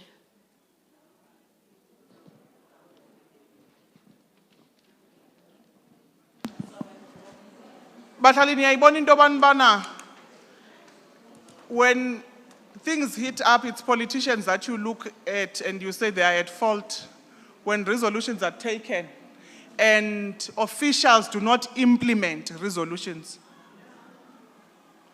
Because this is a matter of 2017. So you can imagine how many councillors have come and gone. Why are we doing this to our people? And akunina baphendulayo sithi abamela bame apha baqhotswe ngabahlali.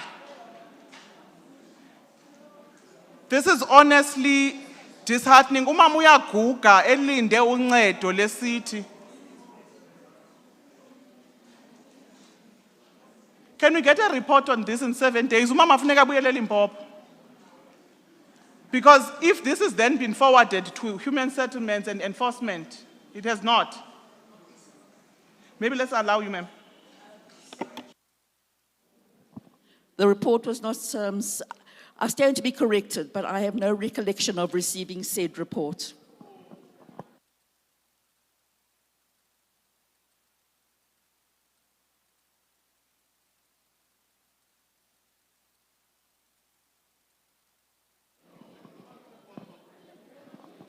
Chair, may I also, with your indulgence, also speak to the involvement, because this petition, it's 2017, it has been going up and down between then housing and development planning, where nobody wants to take ownership. The issue is about encroachment.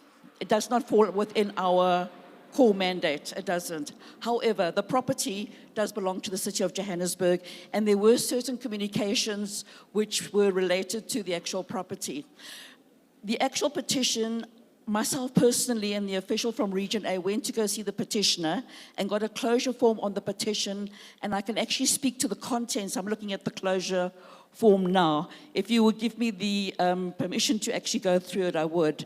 I'll give you from the summary. Okay, first of all, this was signed on the 30th of July 2019, just to give you a sense of time. The summary is the petitioner, Ms. Mabel Butani, alleged that in 2004, her neighbor, Mrs. Mokonyani, encroached part of her stand by building a garage. The municipality demolished the garage. In 2010, a carport was built, due to be demolished, but it never happened, the carport. Okay, the action required by petitioners. The petitioners will await further communication from development planning. The recommendations were that the petition be closed from housing and be referred to development planning for issuing of a demolishing certificate. Petitions are in support of the recommendations of the recommended remedy and agree to close the petition from housing only as per recommendations above. Comments. Petitioners want structure demolished as it was built in bad faith and under false pretense, and further is being used and rented to outsiders and strangers. This petition, this closure form was duly signed by Mrs. Mabel Butane, as well as by the official who attended, who went and got the closure form, Mr. Jeffrey Rampaba. Thank you, Chair. That is the last. So, as I say, it has been going, and you'll know from the committees, it's been going up and down, up and down, up and down. And we would request your guidance as to the way forward, Chair. Thank you. Yeah, I think we appreciate this report, but the reality is a 2019 report. The question would be why, I mean, in terms of the redirection, like you are saying, you have closed it on your side. But within the city, it means there is no coordination. Once you have closed, then it's an issue of kind of a situation. So there is no integration in terms of how you work in servicing our people. And I think it's something that we need to look into, and I think the committee, as well as and when there is a closure at one level, and there's an escalation or rather a redirection, we must then take that and make follow-ups. Otherwise, it's completely unfair that we are sitting, Umama 2019, it's almost what, 10 years, because we're going to 2026 next year. There is a resolution. Why can't it be implemented? So let's get a report. Let's get a report from, is it planning? Planning and development on why has the issue not been attended with timelines on when are they going to come and demolish. Umama uxaki ude wagoduka ushiya abantwana. Now still, it's still the same problem. And akazonga hamba goduke because akazohlala eGauteng oko. So mama, Ritla emela reporto in 7 days. Reporto itla from the city, batla refinisha ka yona, rufanishe ka yona, and then they will give us the time frames that we batla allocate. I mean batla ilukisa taba enani. So I think we must profusely apologize for the inconvenience that is caused because it's not on our side. These are residents of the city. These are residents of the city who are crying for services from the city, and all we can do is to wake up every day. Have an agenda yokwazi into yobana if uyohlulwa ku-service abantu abalishumi oyi-1 ongenileyo ofisini yakho makathi ndincedakele, otherwise akho sizathu sento yobana masivuke siye emsebenzini. So ndiyacela bethunana ngoba abantu abakwazi ukukhala iminyaka bade badinwe bakhathale bagodu ngoba lento yenza into yobana abantu bangabe nethemba kurhulumente wabantu norhulumente woninzi. Sibe sizilethi nasagqiba, but umuntu ovuka yonke imihla osebenza usebenzela bani xa engasebenzeli umsebenzi awuqeshelweyo ongumsebenzi wokuservice abantu bakuthi. So siyanicela bethunana. Mama, recupera tshware lohle recupa di comments tsa hao the last comments, and then we can then mama release you. I'll take this matter. I'll head this petition because ibhlungu lento niyenza kulo mama noko masibone into bantu simnceda kanjani, especially if there's a resolution around the matter. Mewak akufe fela sibaka sa di comment tse ithunyana. Thobela ke sa boya gape ke reng ka thaba haholo ha thuso ya ka ikaokwahala. Ke leboha haholo. Ke a leboga. Ke tla emela 10 days e. Thank you. Le thuso le ba bang ko pele bathong ke a gopela tle maitapele ba rena. Ska la re kgetholla le thusa batho ka o tshwana gobane re a tshwana mo lefatsheng. Thank you. Ra leboga mmewak. Thank you so much.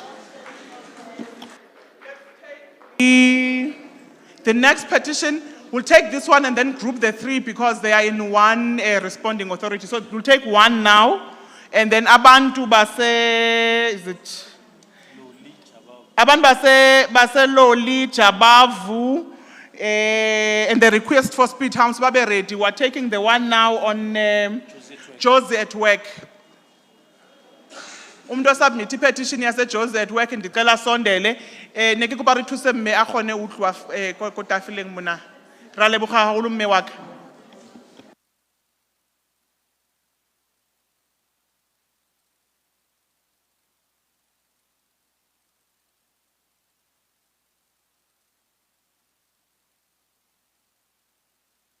Let's go through the petition.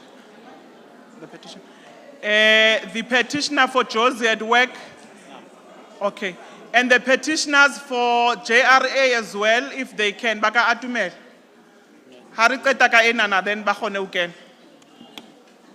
Thanks, Chair.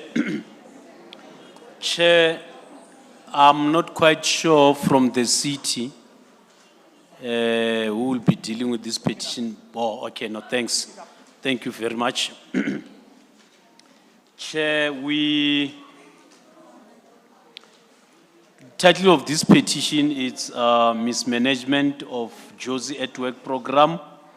This petition has been submitted by Mrs. Christine Mackenzie, who resides at London Court, Ospan Road, South Hills in Johannesburg, submitting this petition on behalf of the small, medium, and micro enterprises who form part of the Josie at Work, who alleges that in 2013, the City of Johannesburg Metropolitan Municipality conceptualized and implemented a program coined Josie at Work, aimed at addressing poverty, inequality, and unemployment. She further alleges that the operating model would allow residents of the city to provide local services, waste management, potholes, etc., to the municipality through the formation of cooperatives that will be guided by the appointed support agents who are experts in the specified field. It was envisaged that the program will empower existing entrepreneurs and new market entrants. She states that the function of the support agent included enterprise development, financing, and capacity building, utilizing existing structures such as street committee and regional forums. However, she argues that the implementation process was flawed as the appointed support agents did not just facilitate the program and do oversight as envisaged, but swindled the city. That the support agents who were appointed by the Waste Group project on behalf of the municipality appointed their SMMEs to render waste management services, but later terminated their contracts only to continue invoicing for services rendered utilizing their company details. She indicates that they also created bogus companies to invoice the city for services rendered and claimed UIF monies utilizing their company details. However, they were never received even a cent. Furthermore, she alleges that they reported the matter to Pick It Up, who turned a blind eye, and as well as the MMC, and they received an unsatisfactory response that absolved the municipality of any wrongdoing and encouraged them to pursue legal action against the support agents. Chair, this petition was received, further referred to City of Johannesburg for investigation and reporting on the 30th of August 2024. Numerous follow-ups were sent to the city. To date, we haven't yet received any progress report. Our expectation is that the relevant department within the city will then provide guidance in this regard. Thank you, Chairperson. Thank you so much, Mbuli. Colleagues, do we have a responding authority? Is Pick It Up here? Let's speak on record.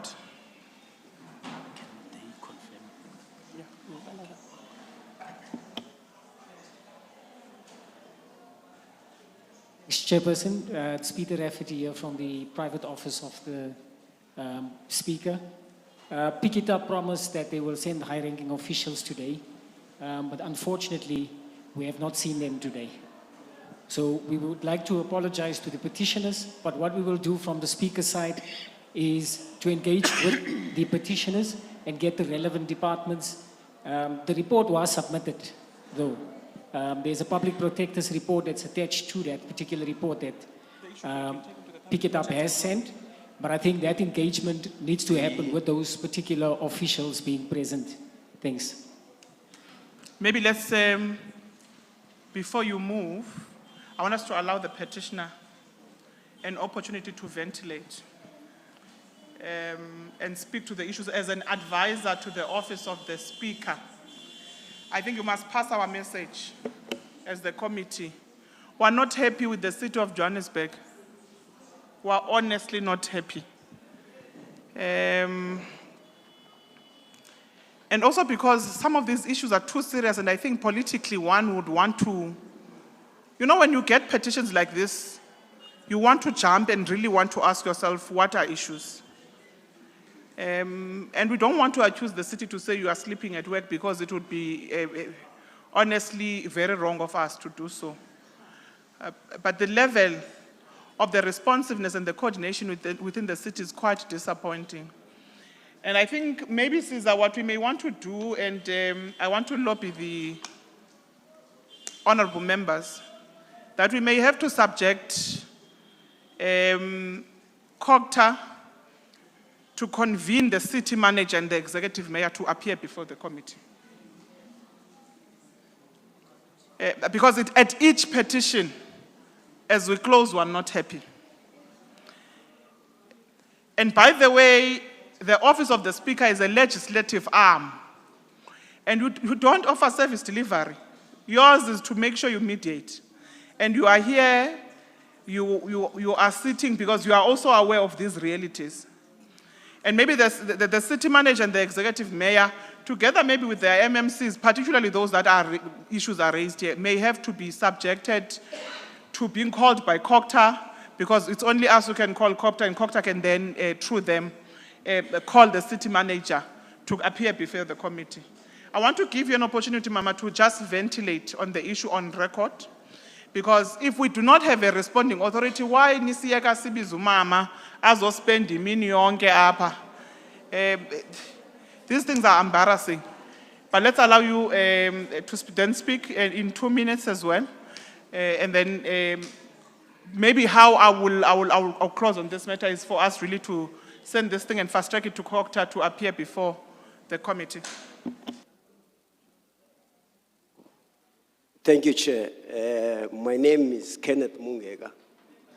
I'm one of the SMMEs that were appointed by the City of Johannesburg in 2015. Immediately after that appointment, we were introduced to a capacity support company called Waste Group.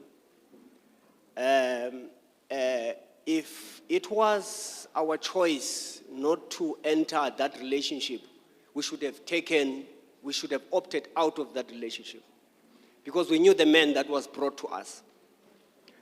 But we entered into that relationship. We realized later that it was not only a one-man show, but a syndicate of officials that were working together with this man, colluding with this man. Invoices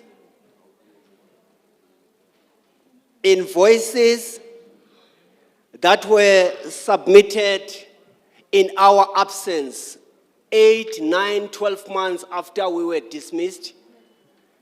They were signed by picked-up officials who knew exactly that these companies are no longer there.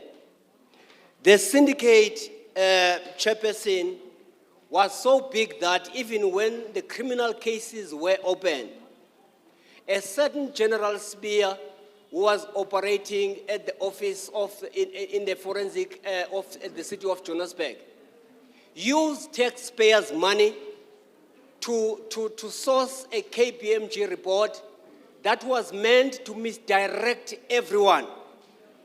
They presented this report to police. They presented this report to the mayor and everybody else, Mashaba at the time, because this petition is a 2016 petition. They misdirected everything. They sent us to their friends in Ekurhuleni instead of Johannesburg Hawks, and that syndicate actually destroyed the matter. We went up, Chairperson, to a point where we tried legal processes. Those legal processes, I can tell you now, some of those cases were won in court. But today, all those lawyers have run away. Some of them are suspended by Legal Practice Council. And I'm saying the syndicate was officials. It was the police via General Spear, who used this, what you call, to misdirect the forensic, to misdirect the whole thing. So we are here today. We are disappointed that they are not here. But we are happy if there is some kind of a process that will be followed from here, where we can be able to bring all other companies, because it's 35 companies altogether, bring them together. Here's the West thing, Chairperson. Here's the West thing, Chairperson. Something called retention was introduced to us. Our companies, we did not have a policy of retention. But millions were stolen from us. When this guy realized that we are now fighting, he took this loot, which was in millions, and took it back to the City of Johannesburg to clean it, so that it does not look like he's stolen the money. He took the loot that is stolen, and that was easy to be exposed, and took it back to the City of Johannesburg. They are sitting with the loot that belong in millions, that belong to the companies right now. We needed them to be here so that they can be able to respond. But we're happy if there's a process that is brought to, that you bring it forward, and then we'll follow that process. Thank you, Chair. No, thank you so much. I must apologize to you profusely. I must apologize as the chairperson of this committee profusely, and I'm not going to allow all of you now To me, this seems like a fraud case. Yes. Because we would have adopted, we want to commit on a process that things cannot be normal. From 2016 up until now, it can, because when you report a matter, you end up you do something wrong, you relax, you think that you can get away with it. And maybe as a way of resolve, we'll take this thing to COCTA for COCTA to convene the city for us. It may not be this quarter because we'll be lying to ourselves. But in the fourth quarter of the legislature, which starts between January and March, we are likely to convene an internal hearing, which I think this petition must come back, colleagues. And some of the petitions on the reports here, even if it would be for us to just close on the matters. And you bring us this additional information that you speak to of auditors, of KPMG, and all these other companies, because it is fraud when you are allocated a contract and then people continue to invoice when you are not working. So we do want to profusely apologize, and I've been apologizing for you as the city. This whole day I've been apologizing for you. It's inhuman what we are doing to our people. And what we are subjecting them to. Hosani batla ba hloile the wrong people who are leaders of this country. Because they are not subjected to a true standing of and the ability of our people to really speak to issues. So let's, I mean, if we have this petition, why are we running away from it? Now I'm afraid because it has big names that are subject to commissions. So let's call the city, because all of you here, you don't have capacity now.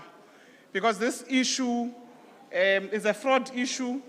There will be people now also subjected to commissions outside this particular issue, which I think are an interest of the public for us to then deal with this particular issue. So I'm not going to allow anyone on this matter now. Let's close on it to say, we will call the city, and I commit to it. I'm not sure if your city manager has been appointed fully, but the executive mayor as well must appear before us to then give us a briefing on this issue. I can't apologize enough, because at the end of the day, when there is no unemployment and you get an opportunity to create employment, these are SMMEs who create employment.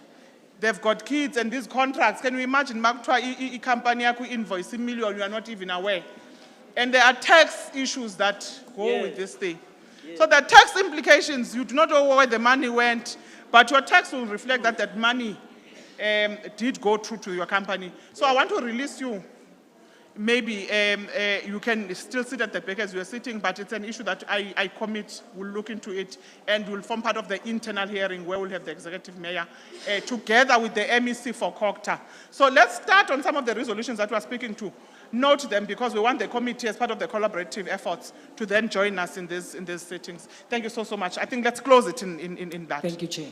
Thank you so much. Thank you so much, ma'am. Let's quickly call the JRA. You are the last ones for the day. Sigcwele pothole. Sicela izibit hump, sicela uvalelwe ipothole. Let's quickly call the JRA.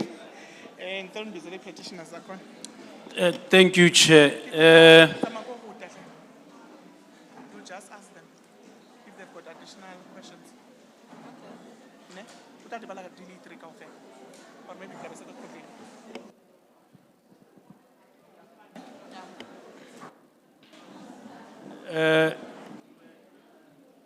thank you, Chair.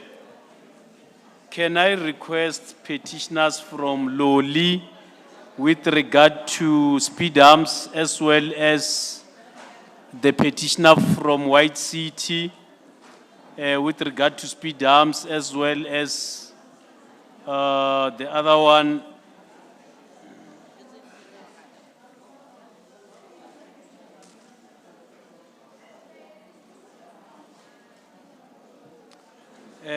Mr. Mangera from Brixton.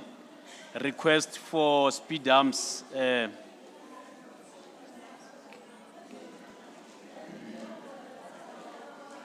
Chair, the three petitions.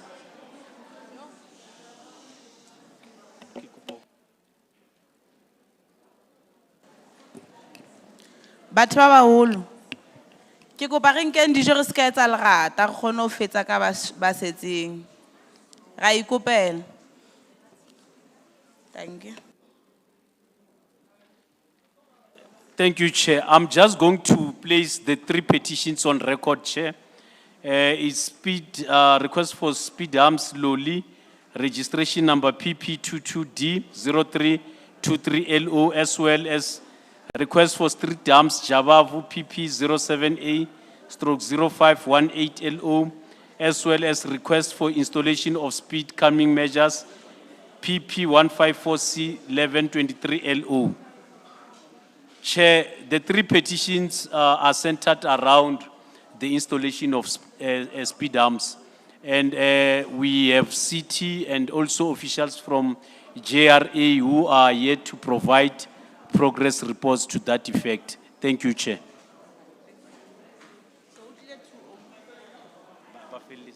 Let's just get an indication of introduce. Bontate, ba saenang register, re kopa le introduce hore le bo mang.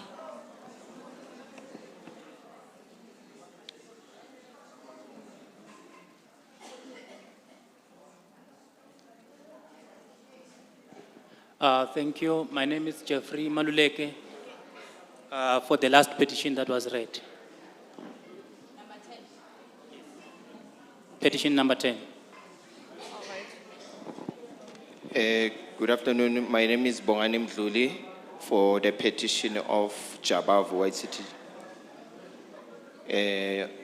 Reference number for it is PP07A/05/018/LO. All right. So the petitioner from Loli is not here.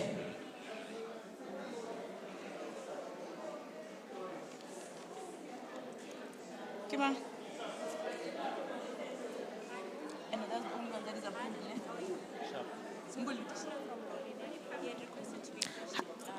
Okay, JRA, can you please deal with the introduction and then take along the petitions of petition number 8, 9, and 10. It's Loli, speed humps for Loli, and then Jabavu, and then the last one. So in there.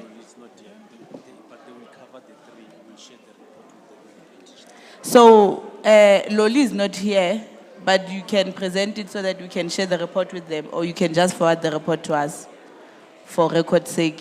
Thank you. Thank you. Thank you, Chair.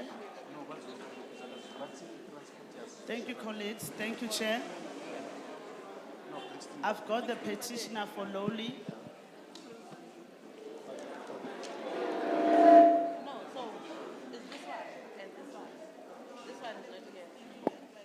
My name is Fortunate Matendwa from JRA. Presenting a request for petition from Loli, which is PP 22D/03/23/LO.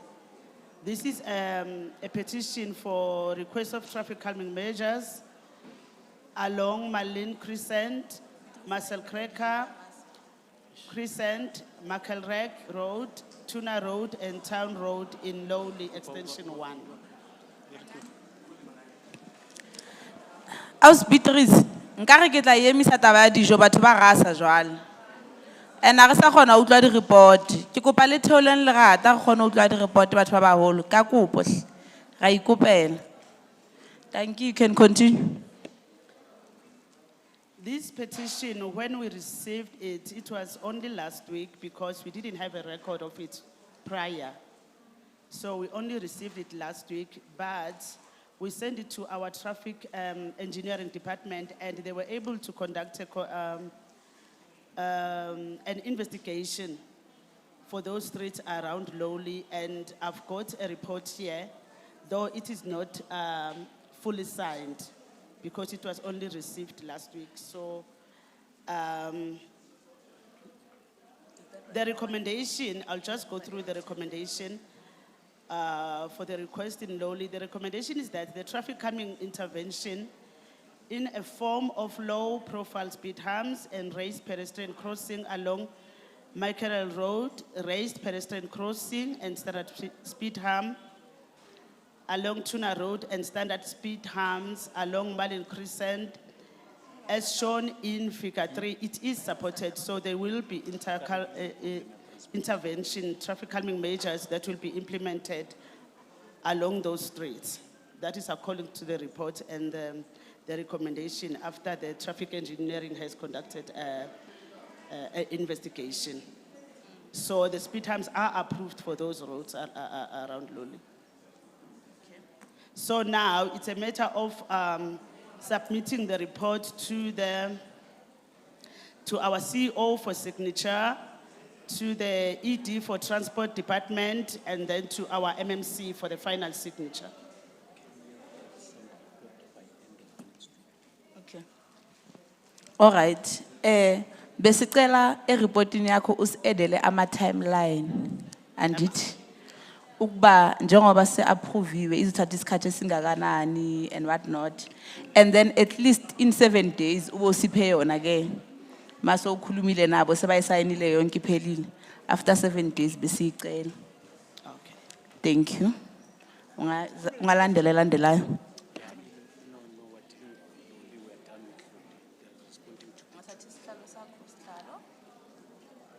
the next. So how have you resolved that? They will submit a signed one. Is the petitioner okay? No, she's not yet. She didn't come due to transport issues and whatnot. So while taking the other one, Jabab.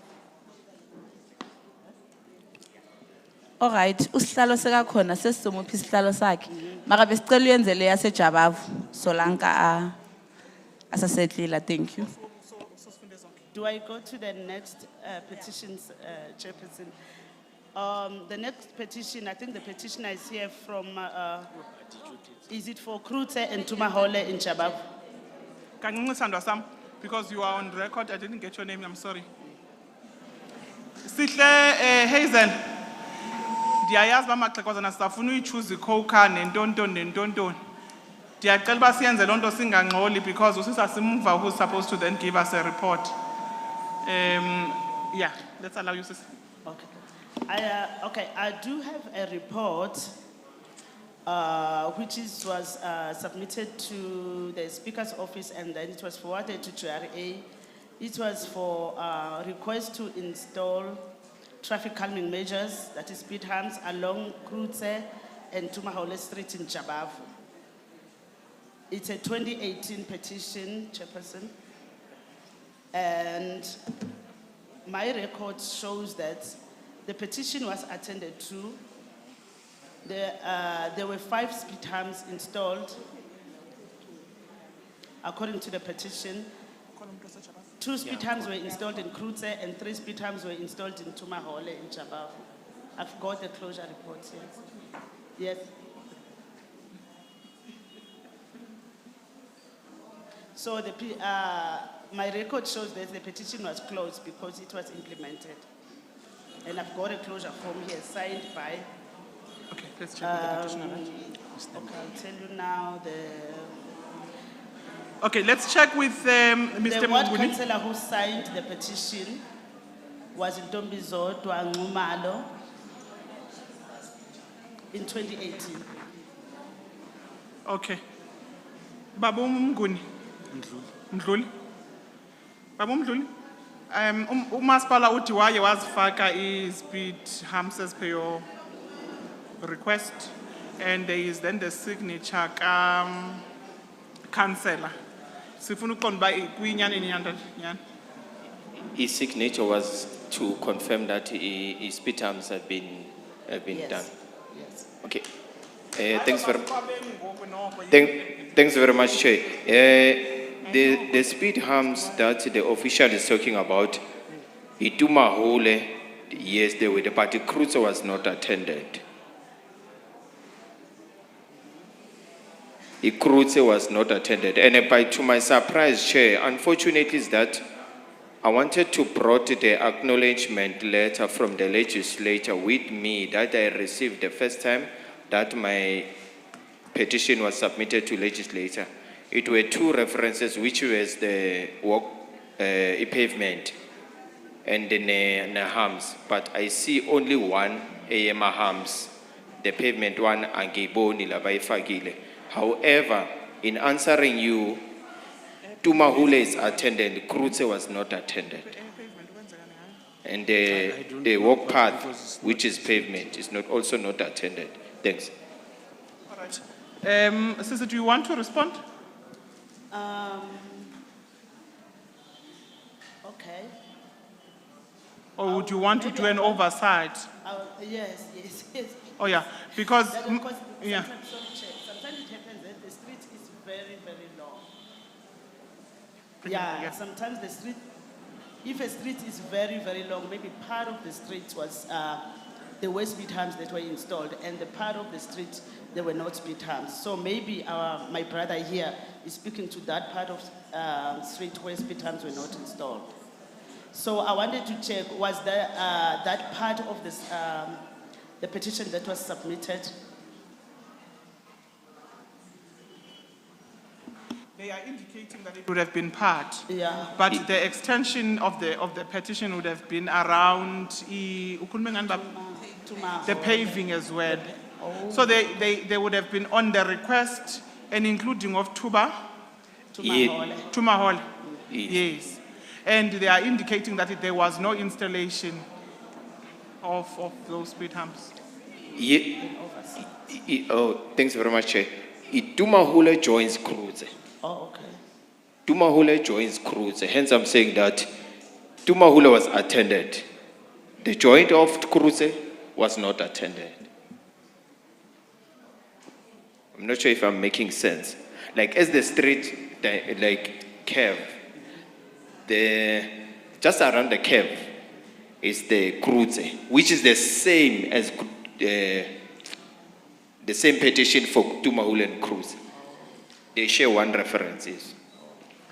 Maybe how we must treat this petition is for you to allow you to go do an oversight. Yes, Chair. Because maybe it's also speaking to some of the areas that would have reported to us as a committee that there would be impossibilities in different areas. Yes. Because from an official point of view, you may not know all the streets and you may not be readily available to answer. But I'm not sure how soon, because I want you to commit on record of your commitment to attend to the issue, to do the oversight, and preferably, if you can then furnish us with the report of your findings. There is a petition as well. It may not be part of this hearing, Baba, around the second petition. It's around Utein, Leespil. The street. Yeah. Yeah. You also meet with the team just after Dalana and uhlangane nabo as well.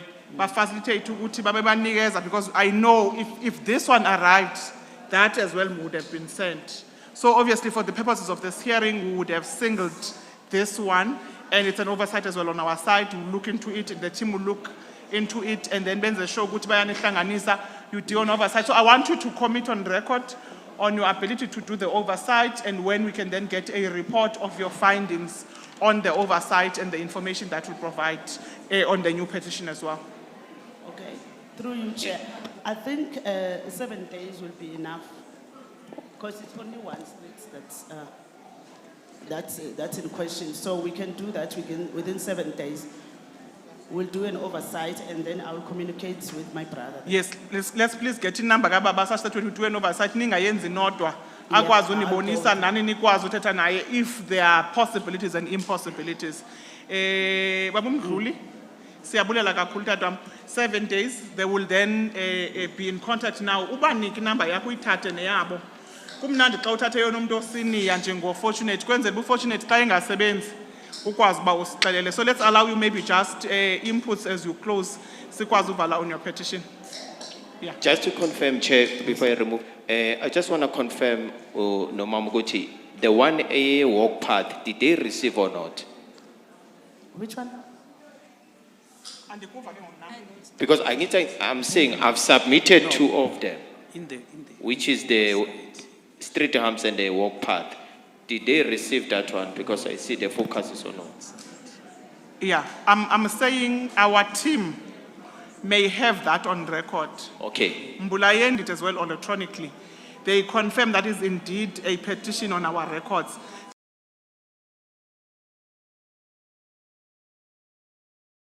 On the both in the next 7 days. Noted. Siyabulela kakhulu, enkosini kakhulu. Can we then have the last petitioner for the day? Sisemaphethelweni ngoku. Let's allow you and let's get the report thereof.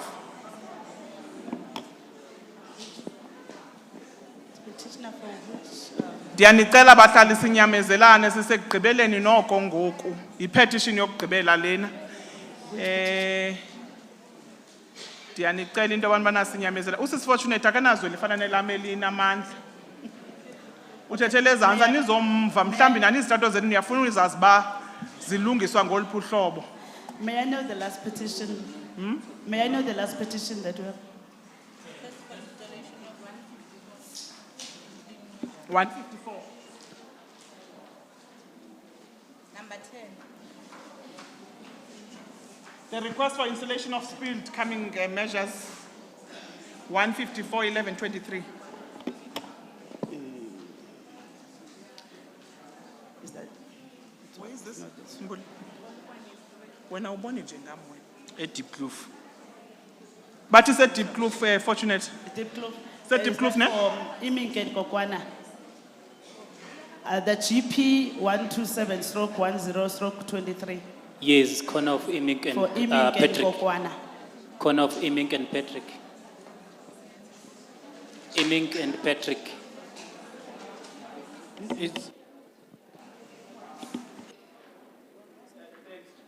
Thanks, Chair. It's just to provide guidance. It's in Deep Kloof corner, Imik and Kokwana Street. In Deep Kloof. Registration number PP 154C1123LO. It's a 2023. 2023, yes. Yes. Ndiyanicela bethu. Noko masinyamezelane kancinci nje sisi. Ingxolo yenu iyavakala kakhulu. Siyanicela into abantwana sinyamezelane as we do whatever we are doing, we try ubana singangxoli. Let's allow you, fortunate. The petition that I've got here is a request for traffic calming measures at the corner of Imink and Kokwana Street in Deep Kloof, Soweto. Okay. The petition was received by JRA, and then our traffic engineering conducted an investigation for those two streets in Deep Kloof. And I've got a report here with recommendation for our traffic engineering department.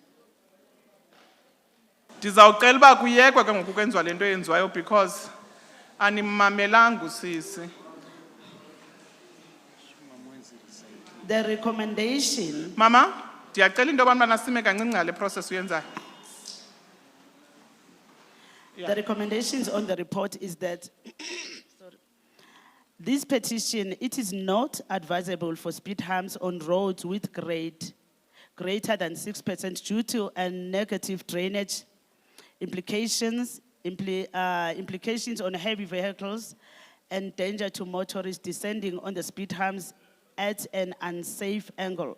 So our figure 3 shows that, if maybe you can fly our figure 3 on this petition, it illustrates that the gradient along Kokwana Street with the section between Imink and Kambula Street is not suitable for speed humps.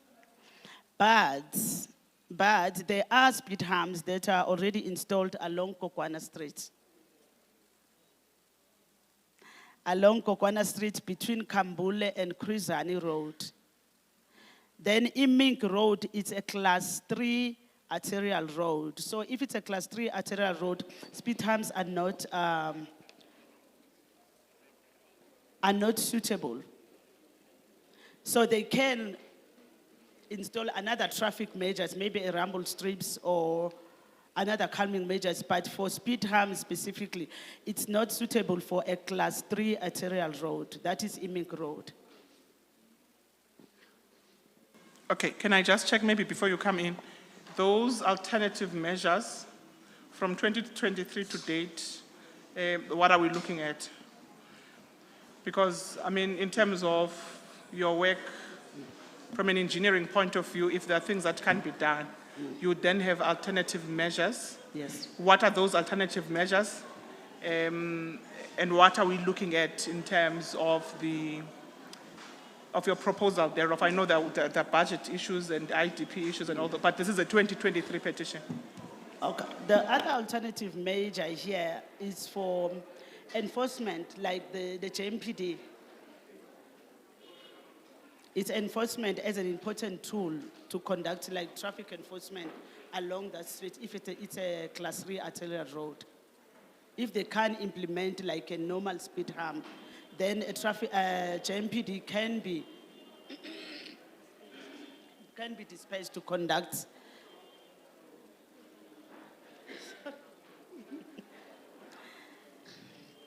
But our traffic engineering also have committed that the regional operations, that is part of our department, the regional operations department will be requested to upgrade the road signs and markings along Kopanong Road also. Can I check if you attend meetings with councillors to speak to these things? When councillors call public meetings? I do. You do? Yes. Yeah, because maybe let's allow you as the petitioner to speak to the report, and then we can then make a recommendation. Thank you, Chair. Thank you for the feedback or report. Just based on the report that you gave, I already have that feedback on mail from Ms. Smith, which was dated the 28th of July. But she did say to us on mail that she will then request that JMPD maybe put additional measures like installing CCTV as a way of assisting with controlling the traffic. Because what we are experiencing, because I'm representing the church, what we are experiencing is that there's a lot of accidents happening at night, early hours around 2 a.m., which was the reason why this petition was reported, because people, when they drive in that area at night, we are experiencing a lot of damages, and it's not safe for people. In the last 3 months, there was 4 accidents already in that area. And the last email that I sent through was requesting that the guardrails be reinstated because they always get damaged. I requested that the guardrails be reinstated because the last time they were hit by a car, I actually got a truck to take them to your depot around here. After reporting that they are in my premises and nothing has been done, it took a long time for people to come and do anything. I just then called this GRA manager and got the depot details, which I then got a truck to come and drop them off.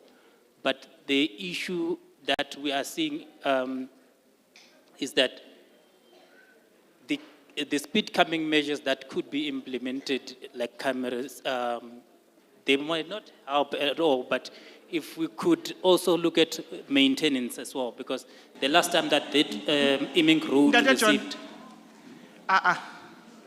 Ware abuser. Okay, so... Now you are ventilating all...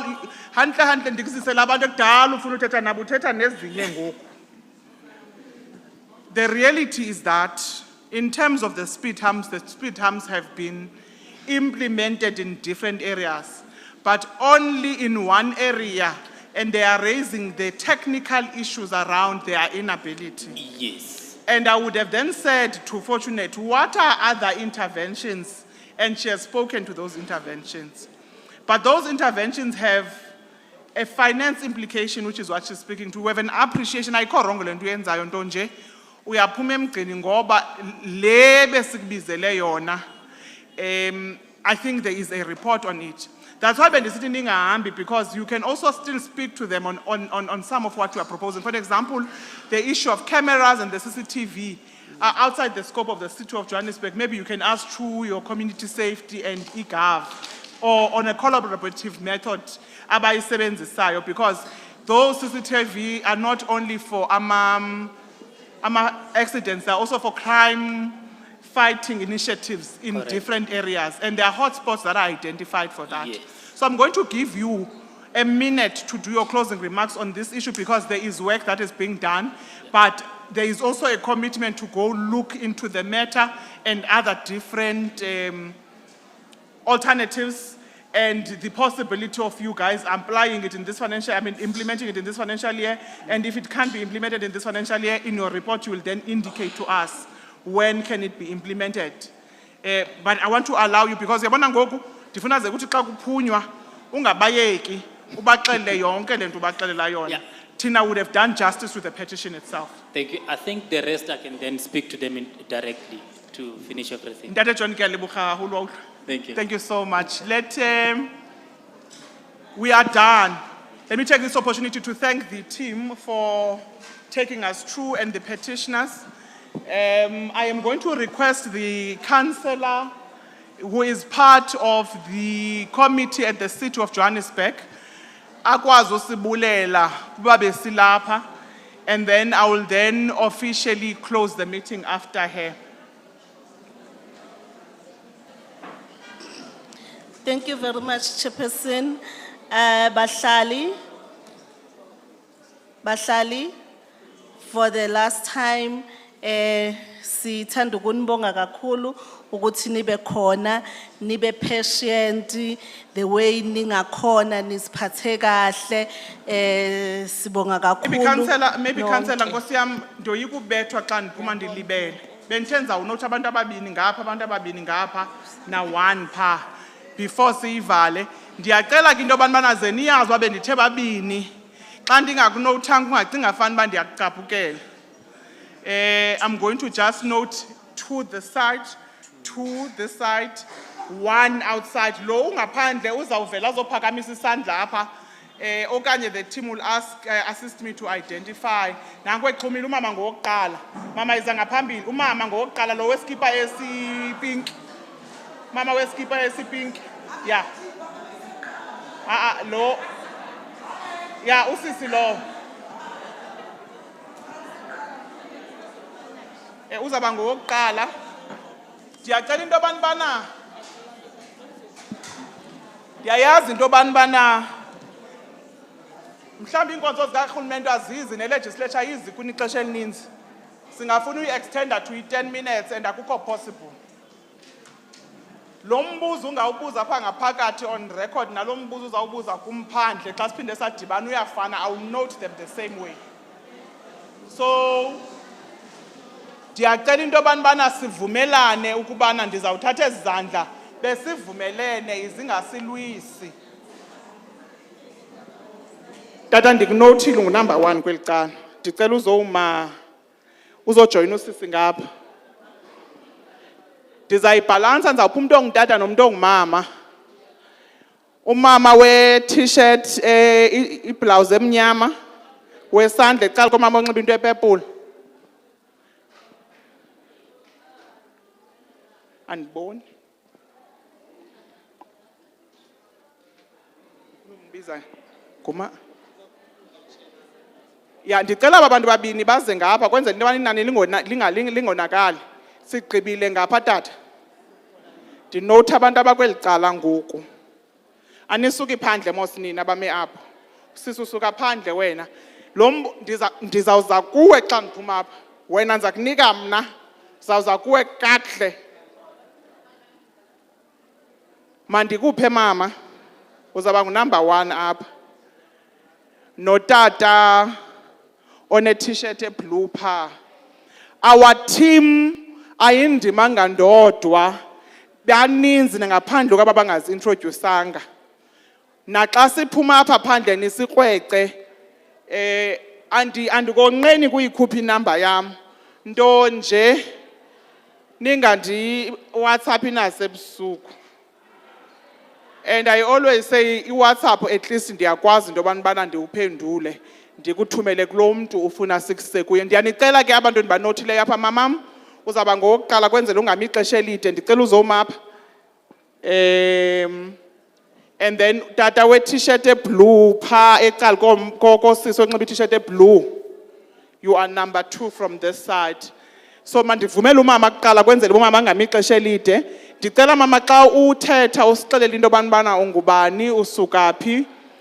Ndininika ndicela ingasilwisi bethuna. Kungenjalo ndizavele ndiyivale ngoba ne-meeting bese siyivala. So ndiyacela into yobana sivumelane ukubana uzawukhawuleza usibe xa siphuma apha xa ungayireyizanga apha ngaphakathi question onayo. Mewakhe yeah. So igama lakho enza khatha emva kwe 2 minutes. Ukhona ke umuntu odla ngondikhiphela ixesha. Tata mandizophinda ndikunote sihlisa isandla sakho. Ndiza kuhoya phandle nawe. Ndinalo ixesha for lina ukunihoya. But kaloku umzekelo meeting kudala silapha. And abanye benu banabantwana basesikolweni and asifuni unikhupha late apha. Masinivumeleke. Angibonge honorable chairperson ithuba onginika lona. Ndiyanicela bahlali. Lo mhlali mhlawumbe uzawubuza le question ibalulekileyo nakuwe. Ndiyanicela sininika ithuba lokubana nithethe nathi. Mhlawumbi lo mbuzo uzawubuzwa ngusisi nawe uyakukhavarisha but xa ungamameli ndiyanicela bethunana. Angibonge ithuba chairperson. Igama nguZinhle wakaMasuku, I'm from Orange Farm eWard 1. Chairperson sinenkinga. 1 ikole. Mawungaya ema-toilet eyikole zethu uzothola imess, gijima amanzi phansi. Isurage igcwele itrad. 2 ikliniki asina kliniki thina. Ngeke ngithi if sithi sine kliniki uzonethwa imvula ungaphandle. Ufike from go7 kuze kuyosha u3 kuvalwe ikliniki ungaphakathi. Akusi ikliniki leyo. Sisadinga ikliniki thina. Itrad asina itrad. If ngingakushutela istrad sam enye mess akuhambeki eitradini. Akuhambeki igcwele amatshe. Uyabona khona manje kuza imvula. Akuhambeki itradini. But uyabona mangase kuthiwe khona manje kuziwe emphakathini njengoba kuziwa mangabe sizovotwa. Ngoba mangabe kuvotwa sibona i-door to door. Namanje siyayicela lo door to door. Sicela uhulumeni akakasinake. Sumphakathi nathi and sinama right nathi. And then another thing, asina iwall. Sine stadium esakhiwa I think sina 3 years or 4 years. Asipheli eWard 3. EWard 1 asina lutho, asina iwall, asina multi purpose, asina lutho thina. Sicela unginakwa ngiyabonga. Sanibonani. Ma angazi ukuthi kwenza okay. Masipala niyayiva ndithi? Yeka masipala yonke lanto iraise apha. We are provincial government. Abantu benu mabangakhali ngenkonzo ekumela ziye kubo zingafiki. So let's note these issues. From a petition's point of view, that is a petition that can go to a municipal petition. And if Mama is willing to do that, and the advise Bananina at the level of the municipality, what is your petitioning process? And for all, this is just me giving an announcement, just in case issues raise a province. Klama documents in wapiwe la papandle. Ikoni process show you ukuthi ku petition wa kanjani. Masikunike mama. Umbuzo wami nje uzoba yi1. Ngicela ukubuza.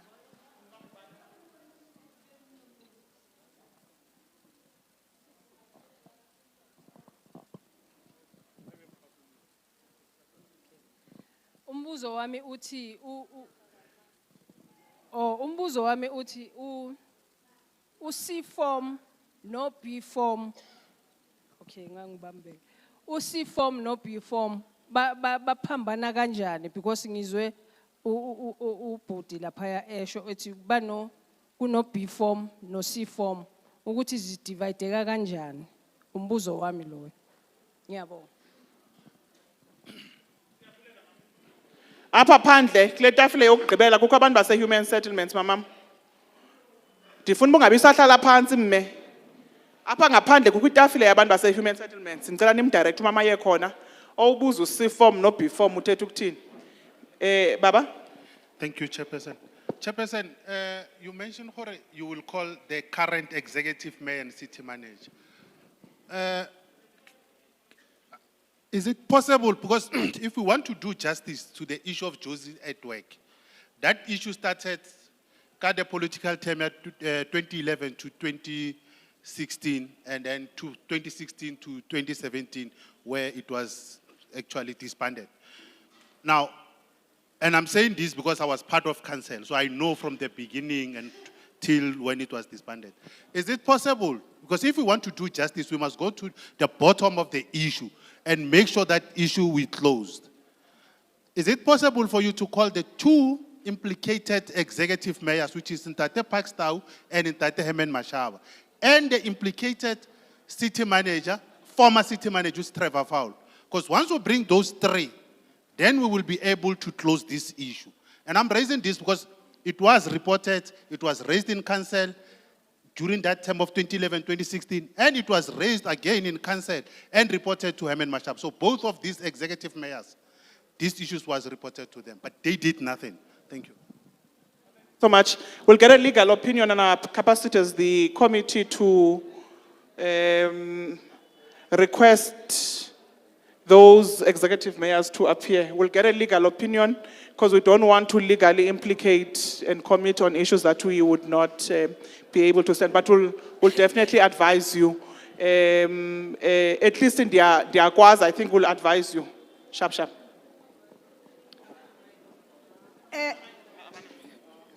Sorry. Dumelang bagolo. Ke nna Mamuji from Ward 47. Chair, re na le problem ka fa. Since re na le petition ya 2021 ya electricity. Ka ko minisub ya D19, DB19. And we've given our councillor Tebogo that petition ka 2021. So in terms of understanding, what are the procedures if the petition, if petition petition, and then rona petition ya rona e tseilwe e isitswe ko Eskom straight, not itlakam.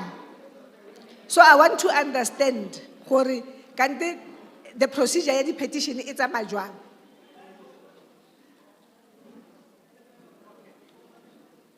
You want to respond to it? Yeah. Let me allow Umbulu to quickly speak to it, ma, because there are two issues you are raising. You only submitted not a petition, a grievance through the councillor. A petitioning process involves you submitting to the committee, and the committee must process it.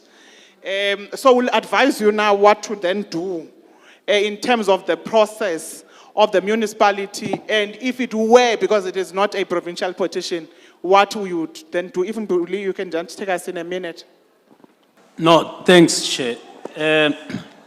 Chair, maybe just to quickly respond, I think you maybe didn't right. You have submitted that petition through your ward councillor. Remember the issues that you are raising with regard to the distribution box. In this regard, it is Eskom that is supposed to attend to that. It is not city power. Unless if it is city power that is responsible for the provision of electricity in your particular ward, then the ward councillor will then have referred that petition to Eskom for their attention. But to us as the legislature, that petition was not referred to us. But the ward councillor, but I stand to be corrected because also the ward councillor say she has routed that petition to the correct responding authority. That is ESCOM. What then maybe that needs to be done is to make a follow-up in terms of ESCOM. How far are they in terms of attending the issues that we have raised? I think I've responded to that, Chair. Thanks. Ndu councillor wakho lapha uzawudibana naye phandle akubalisele into yoba ikude kangakanani petition. Masikuvumele tatam nawe. Harutumele ntate. Okay. Thank you, Chairperson. Naki Stephen Hlapu, Ward 114, which includes Zanspruit, which is Zanspruit. Chairperson, my first thing is that the community. Because you called Petition Yaro na 2019. And later now we had petitioned previously, 2016. And it was almost the same thing since 2019. And I want to say to you, Hore, there was progress. Thank you to the legislature. Thank you to the City of Joburg. There was progress. Kinale mepemo. Ya those 701 stands of Buankasona. The layout plan was approved in 2019, May 2019. So there's that particular development which is already taking place. Maybe today, the allocation program on those stands. So it was approved at that particular time. This is the plan that was approved by the City of Joburg for that particular community, the one that we're talking about now. So the thing is, how do we make things to be speedified on some of these things? Challenges that we've encountered in this process. It's your normal government department like JRA. Not to approve the trata, it takes forever. Joburg Water to approve what they have to approve, it takes forever. You know, there was, in the same memorandum, we have requested a school. 2018, the MEC, which was Panyaza Lusufi, said to us, sorry, I have a budget for a school, I have a land for a school. Where was starting point? Joburg Water. It wanted education to build a water tower, which was going to cost 30 million. Our kids can't have a school now. Our kids can, because of Joburg Water. So that's what I'm saying. These departments, when they are looking at these things, they must really see there's a real need. Kids are being bussed out of Zanspruit to other school, Cosmo City, in that area. For the past 30 years, since we came to democracy, high school kids have to be bussed out. But there's a land, there's money. Problem, one of the City of Joburg entities. So that's what I'm saying, those departments, they must really look at where's the need. How about engage alone? And on that,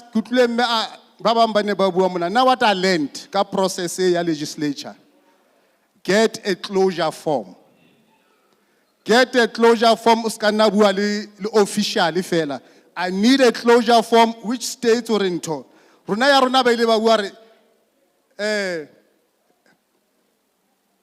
City of Joburg Housing will fast track this program and they'll keep on updating us. That's what we always do.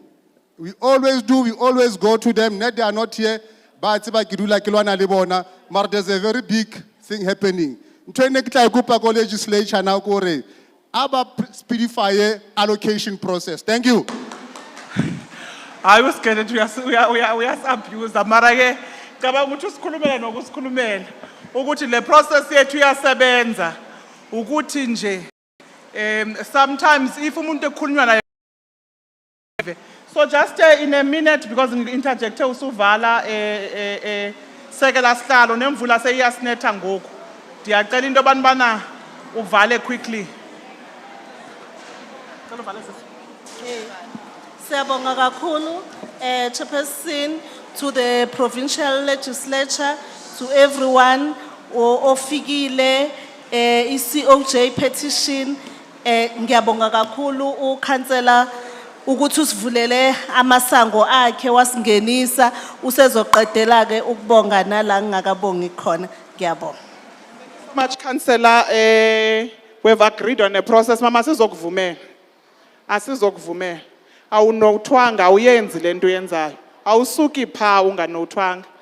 Nabanye abantu bebefuna uthetha njengawe sibanothanga. Asizokuvumela sivumele into yobana xa siphuma apha ndiyazi ke nje bakunetha.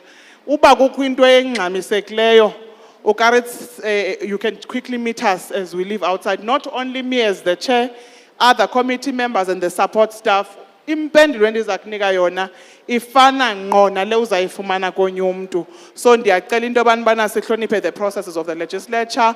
Sithathe ixesha kubulela kakhulu, and myself as the chairperson of this committee, Vuyiswa Gentile, I now officially close these processes of the hearing in Dobsonville and the sitting of the Gauteng Provincial Legislature. Siyabulela kakhulu, nihambe kakuhle, niyofika emakhaya kakuhle, uThixo nisikelele. Enkosi.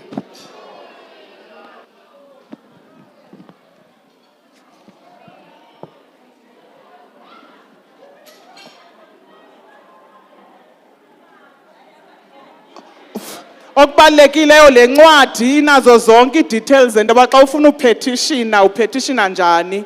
Nemibuzo ufuna uyibuza apha kukho ii-numbers. Yabona le ncwadi ino-page number 10. Bonke abantu abazakwazi uniphendula imibuzo yobana kupetitionwa njani ngee-petition ze-province. Bazanixelela naba nabantu base-COJ xa nineengxaki zase-COJ bazanixelela kupetitionwa njani. Enkosi.